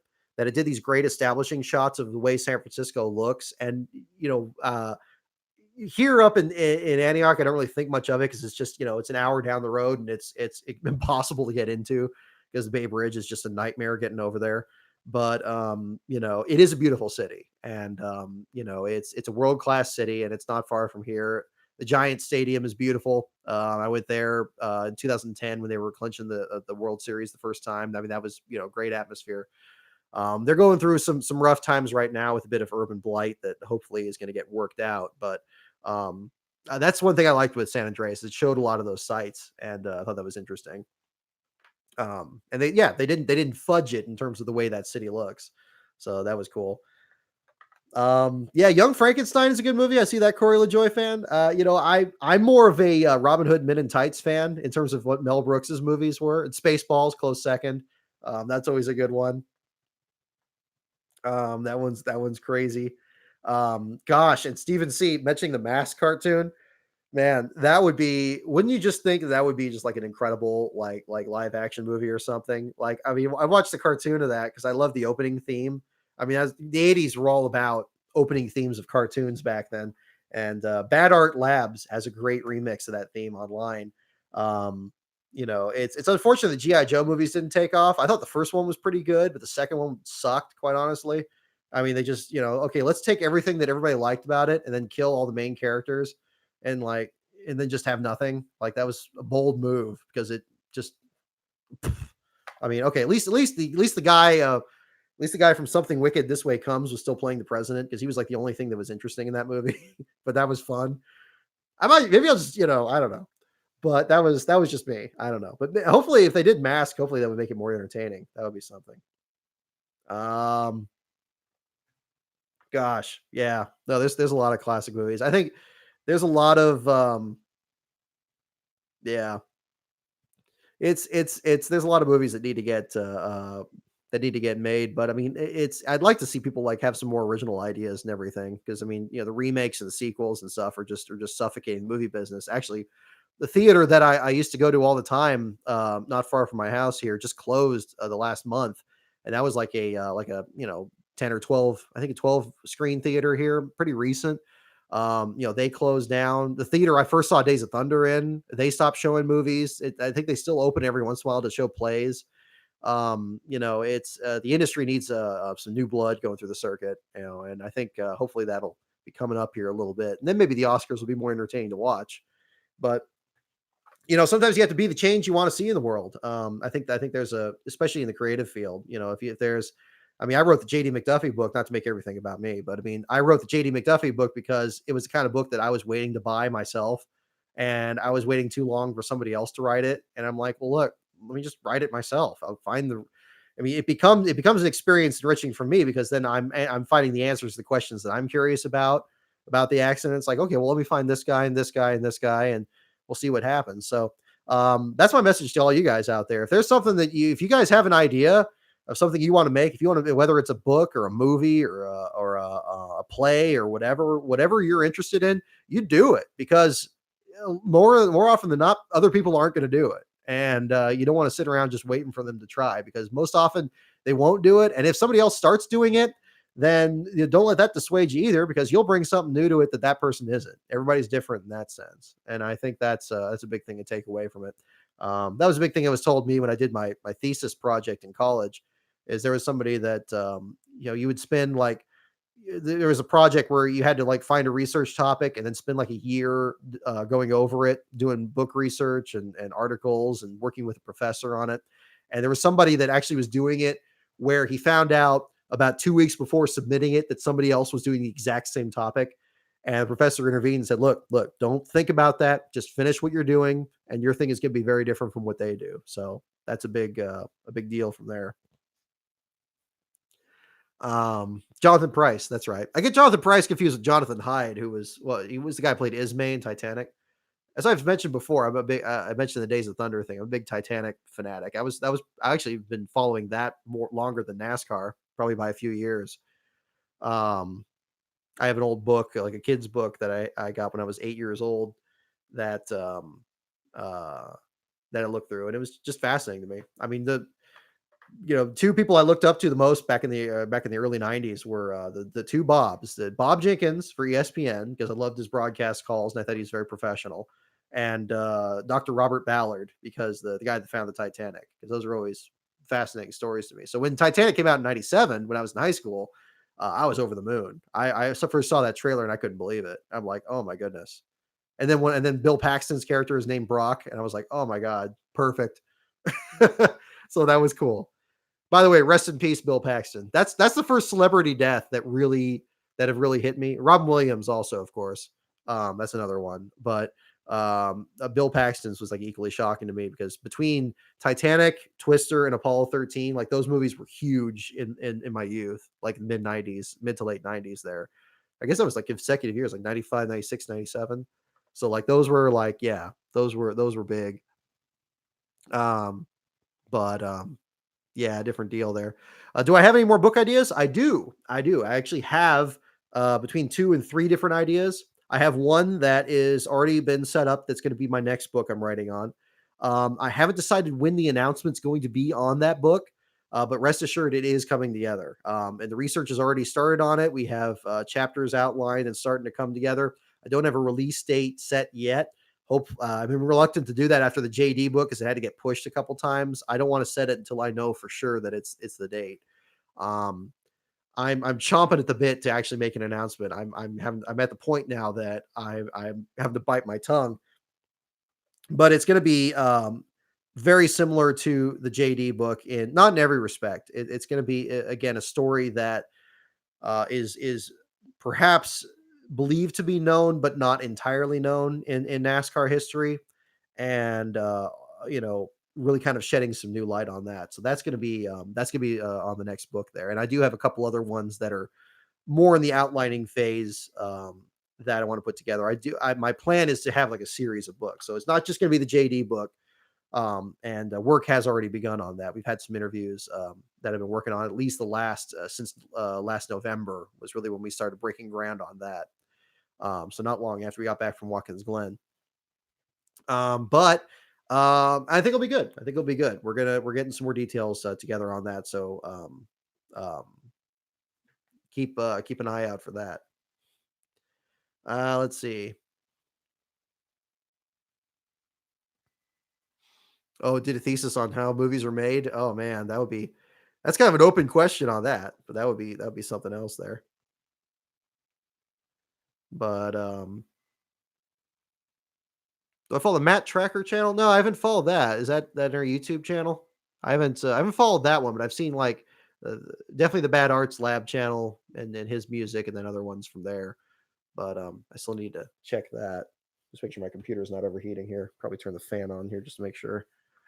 I apologize. There's gonna be a little bit of extra noise in the background here. The auxiliary fans kicking on here. I got to make sure I don't overcook this thing before the week here. Um, let's see. I'm sorry, I lost my train of thought. So many other things here. I hope you don't mind this going a little off subject here, but I know the last Sunday show has been a serious business with JD thing, but I definitely wanted to take the opportunity there to kind of share some of the research materials, like the T-shirts and stuff like that that I had on hand, and kind of show those off there before I put them back in storage. I've since moved that back there, but yeah, there is another book that's coming together. I have some more materials I'm starting to collect there. It's not a whole box like the last one, but enough that it's a very good start on it. So hope to have some more news on that in the near future. So let me see here. Let's see. Randy LaJoy, hey, there's a good option. Dave Marcus, these are good guesses. These are good guesses. I'm not going to confirm nor deny any of these. They're all very possible. They're also very possible for future books, if not this one. So stay tuned on that. Um, it's going to be good. For those of you who picked up the JD book, or those of you who have checked it out, I think you'll find this to be a worthy successor. I think it'll be a good one there. And I have some other ideas coming up here that I think will be really good, but it's going to be serious. Cecil Gordon, that's another good pick. There's another good one. Rodney Orr, Curtis Turner, good picks, good picks. I mean, you guys can keep guessing. I'm not ready to make the announcement yet. I've thought about doing one. I mean, if, in a perfect world, I'd have a publisher locked up and I could make the announcement at Darlington in a couple weeks. I think that'd be a great time to do it. Since we're talking about classic racing. I don't think that's going to happen though, unfortunately. The process with all that is still coming together. Robbie Barroso will be interesting. Yeah, I mean, there's a lot of options out there. There's a lot of options. There's a lot of and it's a very competitive business, certainly with the books and all that. So it'll be something on there. Yeah.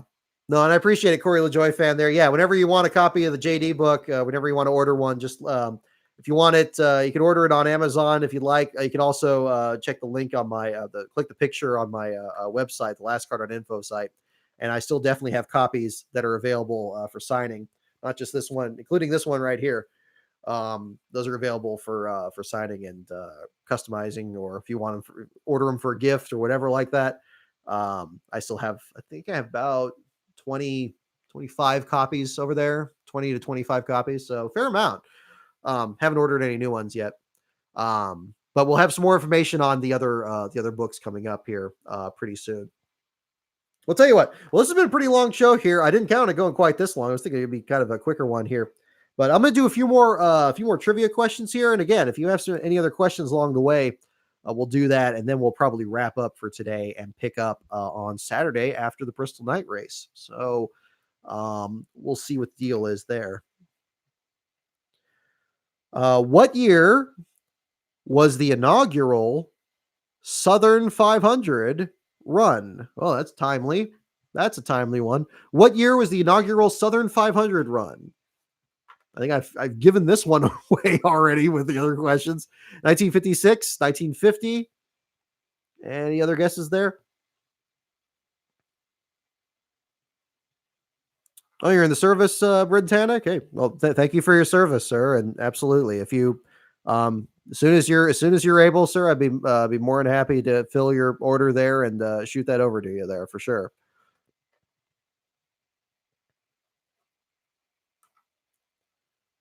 $1950, the answer, of course. 1950, the first Southern 500. I believe 82 cars started that. We did a feature on that also on the website here. Let's take that. Darlington 1950. Oh, not that one. Oh, not that one.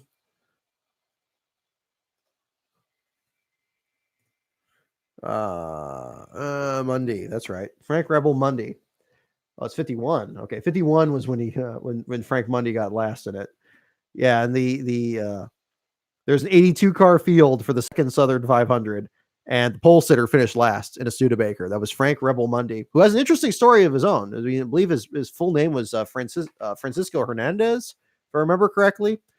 Hispanic gentleman who was actually part of the Streamline Hotel meeting to found NASCAR.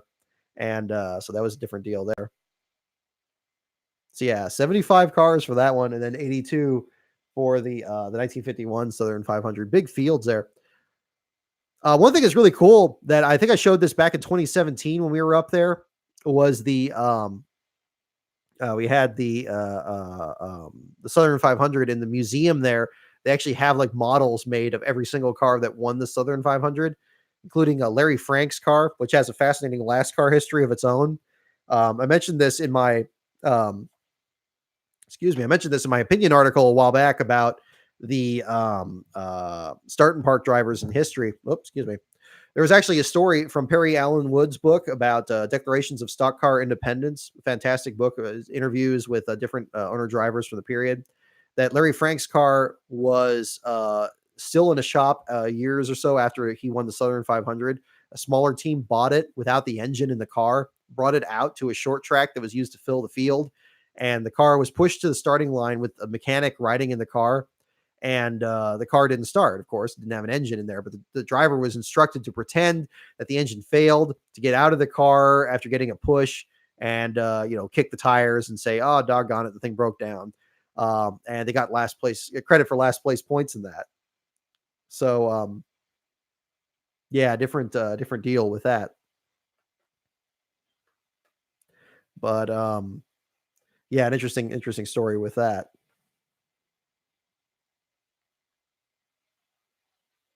There we go.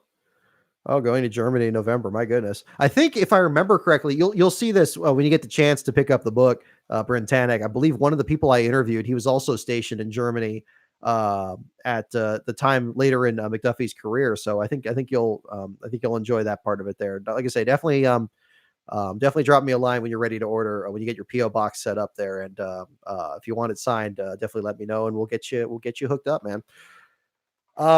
Last place starter won. The pole sitter finished last. Yeah, the pole sitter finished last in the 51 Southern 500, and everybody always talks about the 43rd place starter winning the first Southern 500, but of course back then that wasn't last place, as was mentioned earlier. What, it was 75 cars? You said they're Beast of Metal, so that was a different, definitely one to check out. But yeah, it was an interesting deal there. I mean, what was that? That was the guy that ran truck tires the first year. Ah, when they actually do do do. Come on. Like I say, Darlington's a fantastic track to check out. I mean, anybody who hasn't had a chance to check it out, I would highly recommend it. It feels like racing in your backyard. It's almost like NASCAR's throwback to an old like dirt track or anything. I mean, especially going back as far back in the history of the sport as it does, back to 1950. And yeah, the 75 car field for the first one there. I am looking at that. And Johnny Mance starting about halfway through that field in 43rd. Johnny Mance to win that. It just a great atmosphere there, and the throwback thing was a stroke of genius. I thought in the past about some of these teams running smaller, throwing throwback schemes, but not to the degree that Darlington has jumped into it with both feet. That's been fantastic to see, and it's an honor to be a part of it again this year. Very excited to get going and get to work out there in a couple of weeks, and I hope you definitely stay tuned to us at Last Car on Brock on Twitter and everything else there. And I see Brent Tanek. Yeah, you posted there's the monument to the tombstone in the shape of Riverside. I mean, a fascinating thing, and also yeah, the old configuration there, even with the chute there into turn 7. It's kind of again a rather interesting detail there. Do do do do do do do do do do do. Okay, let me take a look here. Yeah, Johnny Mance. Yeah, you're right about that. Beast of Metal. There you go. Yeah, McMurray did some throwbacks in '05. Yeah, there have been some individual throwbacks. I mean, what's interesting, if you remember back to 2015 when they started doing these throwbacks at Darlington, originally what started it off was Brad Keselowski was already going to run a throwback for Miller, to celebrate the 25th anniversary of Miller sponsoring Penske's team back in 1991. And so they had at least I believe it was 25th from 91, or maybe it was back to 1990 with Blue Max, but whatever it was, they had a throwback to Bobby Allison's car from 83 planned for that. They had other races where they ran Midnight, the black and yellow car, or black and gold, kind of like what Keselowski ran last year. And everybody else just kind of jumped on there. So it kind of organically came from that. And Darlington was very wise to embrace that. I think the Southern 500, even coming back to September, kind of lost some of its identity from not being from being in May all those years just pointlessly, and then being in November that other time in 2004. Yeah, that was good to see. And I mean, it's entertaining that it turns out that the first two cup races we cover this year are both ones at Darrell Waltrip Western Auto throwbacks. We saw that great one at Sonoma with Ricky Stenhouse Jr., and now Denny Hamlin's going to run it this year.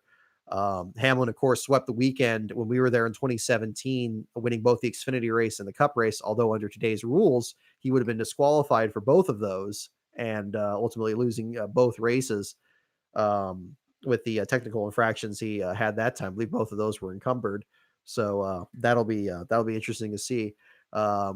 We'll see what we do for the disqualification show there. I don't believe we'll be able to find a radio room to do something live there, but we'll do something like that. But yeah, Denny's throwback should be really cool. There's a lot of really good ones.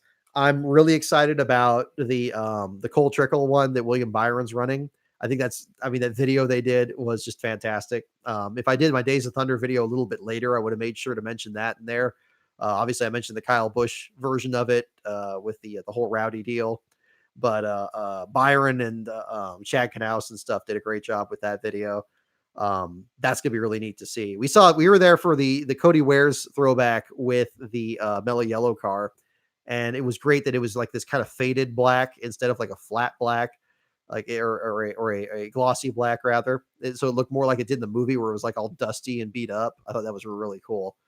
They did a great job on that. And I also did a great job on the Russ Wheeler throwback last year for BJ McLeod. Unfortunately, we weren't out there for that. But the Corey LaJoy one looks really good too. But I entered the contest. I couldn't resist. I entered the Lionel Racing contest they had there, where if you had a 64 scale Racing Champions car, that they had a giveaway for like a 24th scale of William Byron's car. For those of you who haven't heard it, definitely recommend signing up for that as well. If you check out their latest episode of The Fix, if you have a 64th scale Racing Champions of the City Chevrolet car, they enter you in a drawing to win a 24th scale of William Byron's number 24 car that's going to run at Darlington this year. Couldn't resist entering that. I definitely had that on hand from the video we did last month, but that's going to be really cool to see in person. I think that's going to be a really nice paint scheme. I'm kind of getting ready for Darlington in that stretch too. Last time we were out there, I went kind of a little bit more conservative. I know there are people that dress up for it. I know Ryan McGee did the best job with that, where he had the classic Wide World of Sports outfit that he wore out there. I have something similar lined up to wear for Sunday. I'm not going to wear it for Media Day, Friday and Saturday, but maybe for Sunday, I have something lined up there. For those of you that have been longtime watchers of the website, it won't be something new necessarily, but hey, Darlington's all about throwbacks now, isn't it?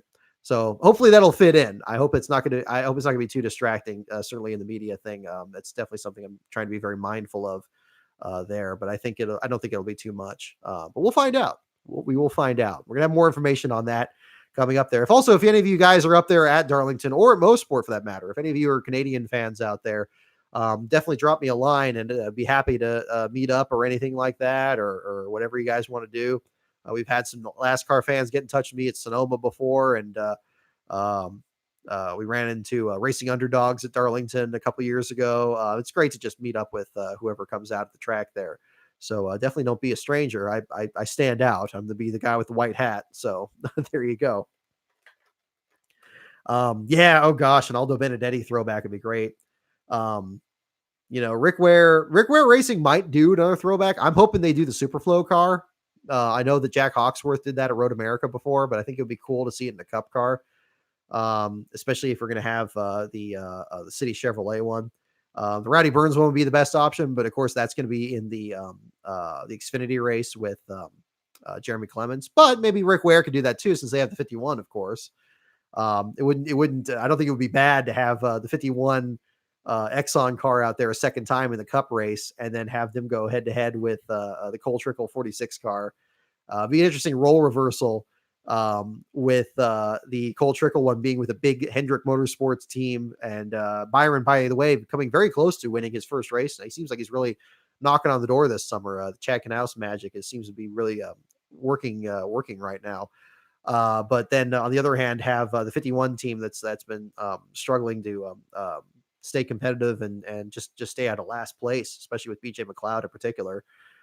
Really doing a lot of efforts there. Oh, did I say Jack Hawksworth? Okay, yeah, no, I'm sorry. Yeah, James Davison. I'm sorry. That's right. That's not the first time I've done that. Certainly not the least. Yeah, Hawksworth ran, yeah, Mid Ohio.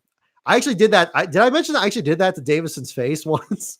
I was at IndyCar at Sonoma, and I was doing a brief interview. I was just looking to pick up some quotes. I'm not the most knowledgeable open wheel guy, and I think I called him Jack to his face, and he's like, "No," it's like, "Wait," it's like, "I'm not Jack," and he's like, "I'm James." I'm like, "Oh God, I'm so sorry." So, much apologies to him again. As you can see, I haven't learned that too well, but it's another one of those too. But yeah, but I am hoping to see the Superflow car again, and hopefully with a driver whose name I can't remember a lot easier. Again, kudos to Hawksworth for his great run in the IK9 car last week. That was a lot of fun to watch. He seemed like he was having a great time out there. And who wouldn't, driving one of the best cars in the field there with Joe Gibbs. But that was an interesting deal there. Let's see here. Let me get a couple more of these questions here. Then maybe we'll start winding this down here a little bit. Who won the first Pocono race in 1998? Who won the first Pocono race in 1998? The first Pocono race in 1998. Who was the race winner of that one? So that would be the June race in 1998. Dale Jarrett, we have. Any other guesses? 1998. Jeff Burton. There's another guess. Don't look it up. Try to do it if you can remember it there. Jeff Gordon. All right, we'll get the answer here. Jeremy Mayfield. The answer is Jeremy Mayfield. There you go. Doritos and Mountain Dew. You got it, man. Jeremy Mayfield, his first win. In fact, that was one that Darrell Waltrip almost won for the first time since 1992. He was leading in Steve Park's car at the end. And that's the interview that comes up in my Why Not Late 90s NASCAR Was Awesome. That interview with Darrell there. That's after that Pocono race there where he almost won it. And I believe he finished 6th in that one. Fantastic run for him back then. So that was a different one. Another question. What track has azaleas growing around the turns? What track has azaleas growing around the turns for the botanists in the chat today? Yep, they didn't put enough dirt on me. Swept it up, crawled back out. What track has azaleas planted around the track? Pocono, we have as a guess. Any other guesses on there? A track that has azaleas. Azaleas, a type of flower. Indianapolis, Martinsville. They always have that shot at Indianapolis. It's interesting that right off of turn 4, where you see the flowers kind of flick back and forth as the field's coming by. That's always cool. I don't know what kind of flowers those are. I'd have to defer to my mom on that one. And the answer is Martinsville. That is correct. Yeah, sure is not Homestead or Daytona. Yeah, ain't that the truth? I just, speaking of palm trees, I was fighting with one of those out in the front yard there. Had to get one of those saws with a long stick there to kind of reach that up. For those of you who don't have that don't have to deal with palm trees as much, they have these big seed pods with perfectly round seeds, and they dangle down so low that they shake off really easily, and they just get everywhere. They're coarse, they're rough, they're irritating, and they get everywhere. Yeah, they roll all over the place. I live on a court, so when they roll off, they just roll in the middle of the road, and they just make a mess everywhere. I had to go out there with like a rake and a shovel to get those dang things off the road. But that's a different deal there. What was the first year Ford went to Victory Lane? Question mark. Okay. So, not at a track. What was the first year that a Ford went to Victory Lane in NASCAR? What is the first year that Ford wins a victory lane in NASCAR? We have 1953. Any other guesses? Ford, its first year to win in NASCAR. 49, 50. Any other guesses? We're going to hit the button here pretty soon. 49, 53. The answer 1950. Ultimate 23 Dragon. You got that one. 1950. There you go. It's probably the Wood Brothers back then, if you would think. What year were Lexan windshields recommended? Okay, now this is interesting. A little bit of language choice here. What year were Lexan windshields recommended, not required? I'm not even sure. I assume they're required now, because of course the issues with the windshield shattering. When were they first recommended under rules?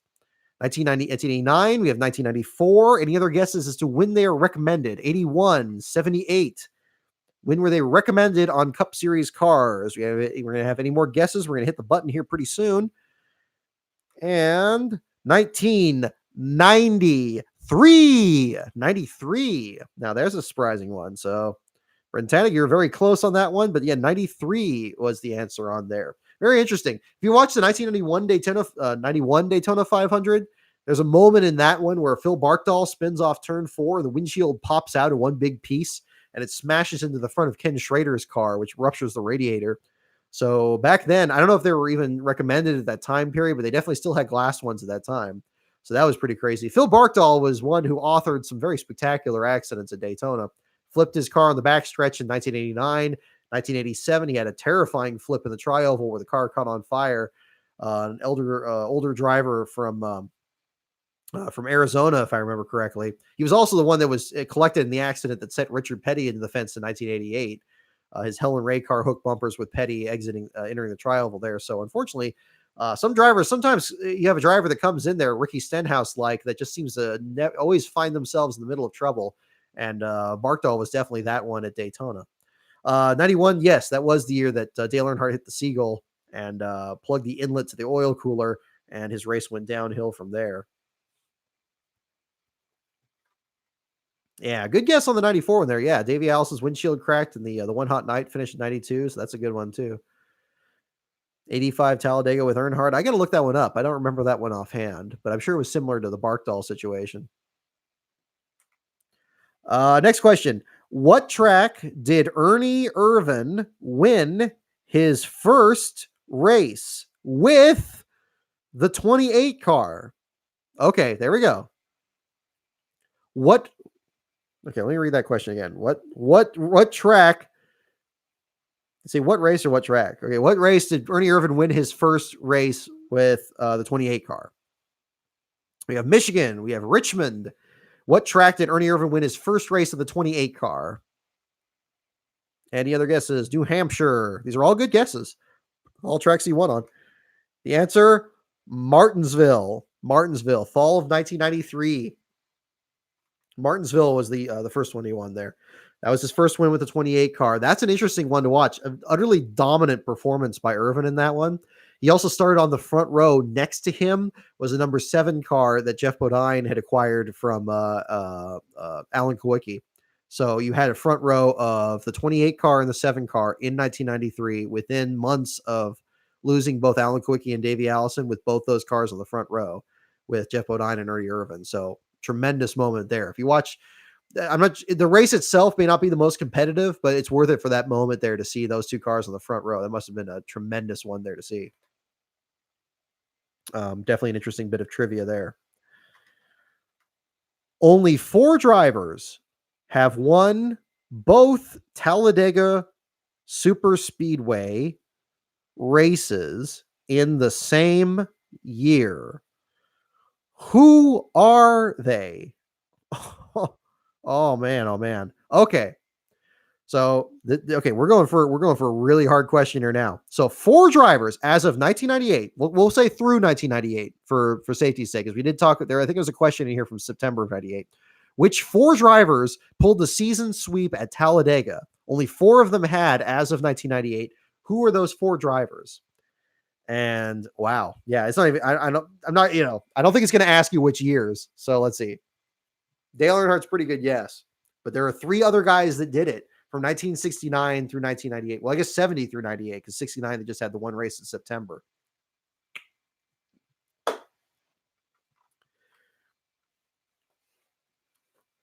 (1969 through 1998). What were the other 3 drivers? Richard Petty, Terry Labonte, and Gordon. Those are good picks.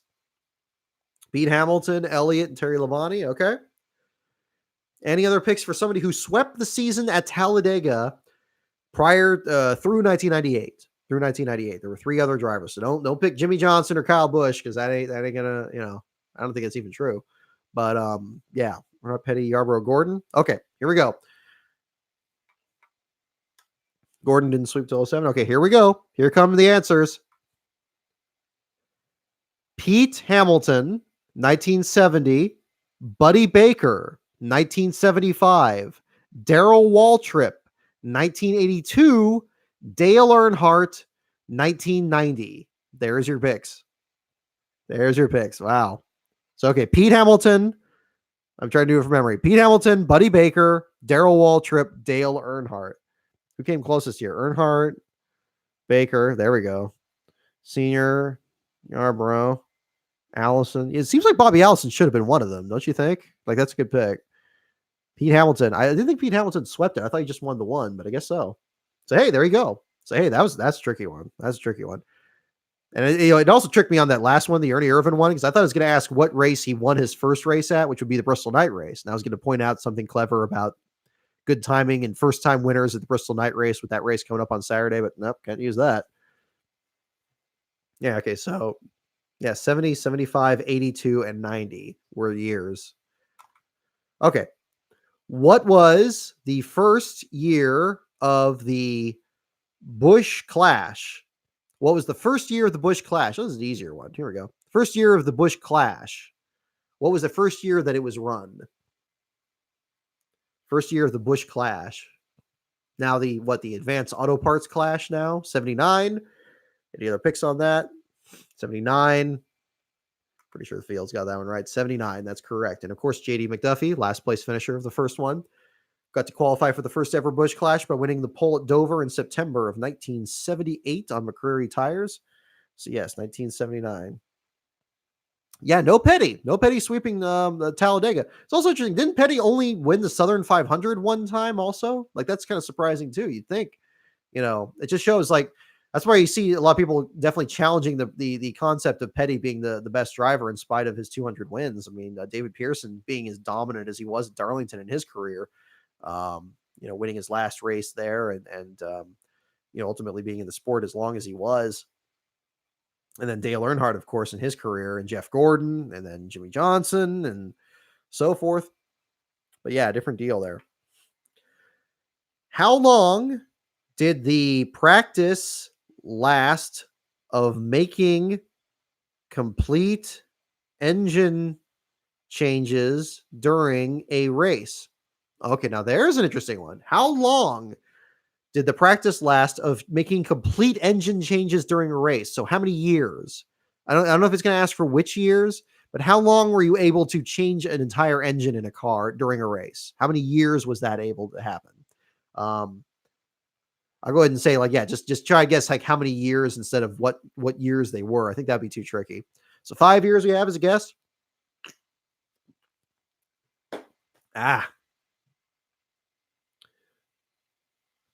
Yeah, it's still crazy. Petty went 8 years between his last win and retirement. That is interesting. I mean, I that's another question I didn't think to ask him really about when I was doing the research for the JD book. I'm hoping he'll be at Darlington, because I do have a question for him on that.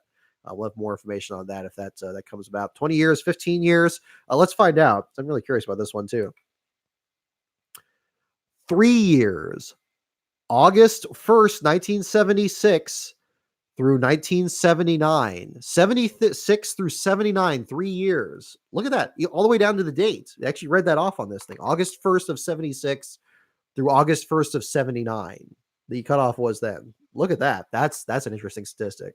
I didn't know that at all. Again, this thing has got the really, I don't know how many questions are on this from a 1990s computer plugged into this thing here. But this thing is fantastic, I got to say. So 3 years, August 1st, 1976, 76, 77, 78, 79. There we go. What team won the 1997 pit crew competition? Do you remember? Remember when we had pit crew competitions, especially at Rockingham? Remember when we had Rockingham? Remember when we had pit crews getting validated? Well, this is the thing that happened. Who won it in 1997? Who was the fastest pit crew in the Rockingham Pit Crew Challenge? Jeff Gordon's Rainbow Warriors. That's a good pick. What were the other fast pit crews in 1997? If not Jeff Gordon, any other picks for that? Or do you also say Jeff Gordon? Who won the Pit Crew Challenge in 1997? Jeff Burton's X-Side team. Isn't there one? Gordon again. We got the Jeffs so far, the Burtons and the Gordons. Answer, Earnhardt's Flying Aces. There we go. We got all the nicknames coming up. I like it. All right, here, let's get this here. The answer, number 94, the McDonald's race team. Bill Elliott's team, the drive-through pit crew. How about that? I didn't know that either. My goodness. So, again, if you listen to the Scene Vault podcast, Bill Elliott says that one of his greatest regrets was owning his own team, but they had some great runs. He could have very easily won the Winston, the Darlington Southern 500 in 97, could have won the Daytona 500 that year, maybe even in position to win the Winston Million instead of Gordon. I mean, imagine if that happened. And apparently that same year in 97 had a great pit crew. So that was probably a big part of that. So, hey, there you go. All right, we're gonna do the last question here. We're gonna do this, and we'll wrap it up here. We're coming up on 2-hour mark here. I'm gonna let you guys go here, but we'll do one more here to wrap it up, and then we'll jump in here. Unless it's a really obvious question, then we'll do one more. But we'll hop into this. So here you go. Last question for the night, folks. Let's get ready here. Oh, it's true or false. Okay, we'll do another one after this. True or false? Pre-race inspectors used to wear black and white stripe shirts. How about this? True or false? The NASCAR inspectors used to wear black and white striped shirts. This is interesting. This is very interesting. True or false? Did inspectors used to wear black and white striped shirts for pre-race inspection? We have a false. We have a true. Okay, we got trues and false. The 8 referees. Yeah, exactly. And the answer is true. How about that? True. Black and white striped shirts. Doesn't say when, unfortunately. Sometimes it'd be nice if these were always complete answers, but in that case, it is not. Okay, now we'll get the last question of the day. Here, let's get this one here. Who holds the record for the most laps led in a single Daytona 500? Ooh, bonus points if you know the number of laps. Who holds the record for the most laps led in a single Daytona 500? So, who holds the most laps led by in the Daytona 500? So, guess who the driver is and what year it was, if you can. Yeah. So, who has the record for the most laps led in the Daytona 500? Matt Benedetto had a good position for it this year, but obviously that wouldn't count on this. Lee Petty, Richard Petty. It's going to be really tricky. Dale Earnhardt. Well, if he won it. Well, actually, that's a good point. Who has the record for the most laps led in the Daytona 500? Doesn't necessarily mean it's a winner. That's a good point. See, I swear you need a law degree to read this thing here too. And I have one and I still get slipped up on this. So I'll tell you what. Pearson in 78, Gordon in 95, Elliott in 85. That's a good pick. All good picks. Okay, here we go. We're going to get the answer. Last question of the day. Let's get this one here. Answer coming right up. Richard Petty, who led 184 of the 200 laps in winning the 1964 Daytona 500. So there you go. Richard Petty. So Doritos and Mountain Dew, you got the answer there. 184 laps. My goodness, all but 16 laps. Insane. Well, there we go. Well, there we go. 184 laps. Can you imagine that? I can't. I mean, I thought old Ryan Blaney was doing a really good job just a couple of years ago when he was up there. Yeah, let me look at that again. Yeah, make sure I read that correctly. Who led? Yeah, 184 of the 200 laps. My goodness, that is insane. I mean, yeah, 100. Yeah, get all the stage points. and not in 1964, of course. But there you go. They had their own bizarre point standings back then. So let me put that thing right there. All right. Well, thank you again so much, everyone, for everybody jumping in here with our chat today, doing some different things here with the audio. I hope the audio was better here than we had this last week. We're going to keep messing with that. Again, we're going to have our show coming up. Our next disqualification show is going to be coming up after Bristol this Saturday. That's going to be at the other location, so it won't be this setup here. This setup is going to return once we get back from Darlington. I believe Indianapolis will be the next race, so we'll do the next run through with this there. But we're going to hopefully do some videos there during Mo Sport in Darlington. We'll definitely do the social media stuff and getting all that worked out. So again, thank you everyone for tuning in. A little bit of trivia here on a Tuesday evening. I hope you have a fantastic week and enjoy the lead up to Bristol, the night race this weekend. We'll have last car coverage for you for both the Truck Series, Xfinity Series, and then the Cup Series this Saturday. And some more news coming up here as we get ready to do some trackside coverage in Canada and down in South Carolina. So again, thank you everyone for tuning in. Check out at Last Car on Brock, the Twitter feed, lastcar.info, the website, patreon.com/Last Car on Brock is the Patreon. And hope you all enjoyed this year and look forward to more in the days and weeks ahead. Thank you again, everyone, for tuning in.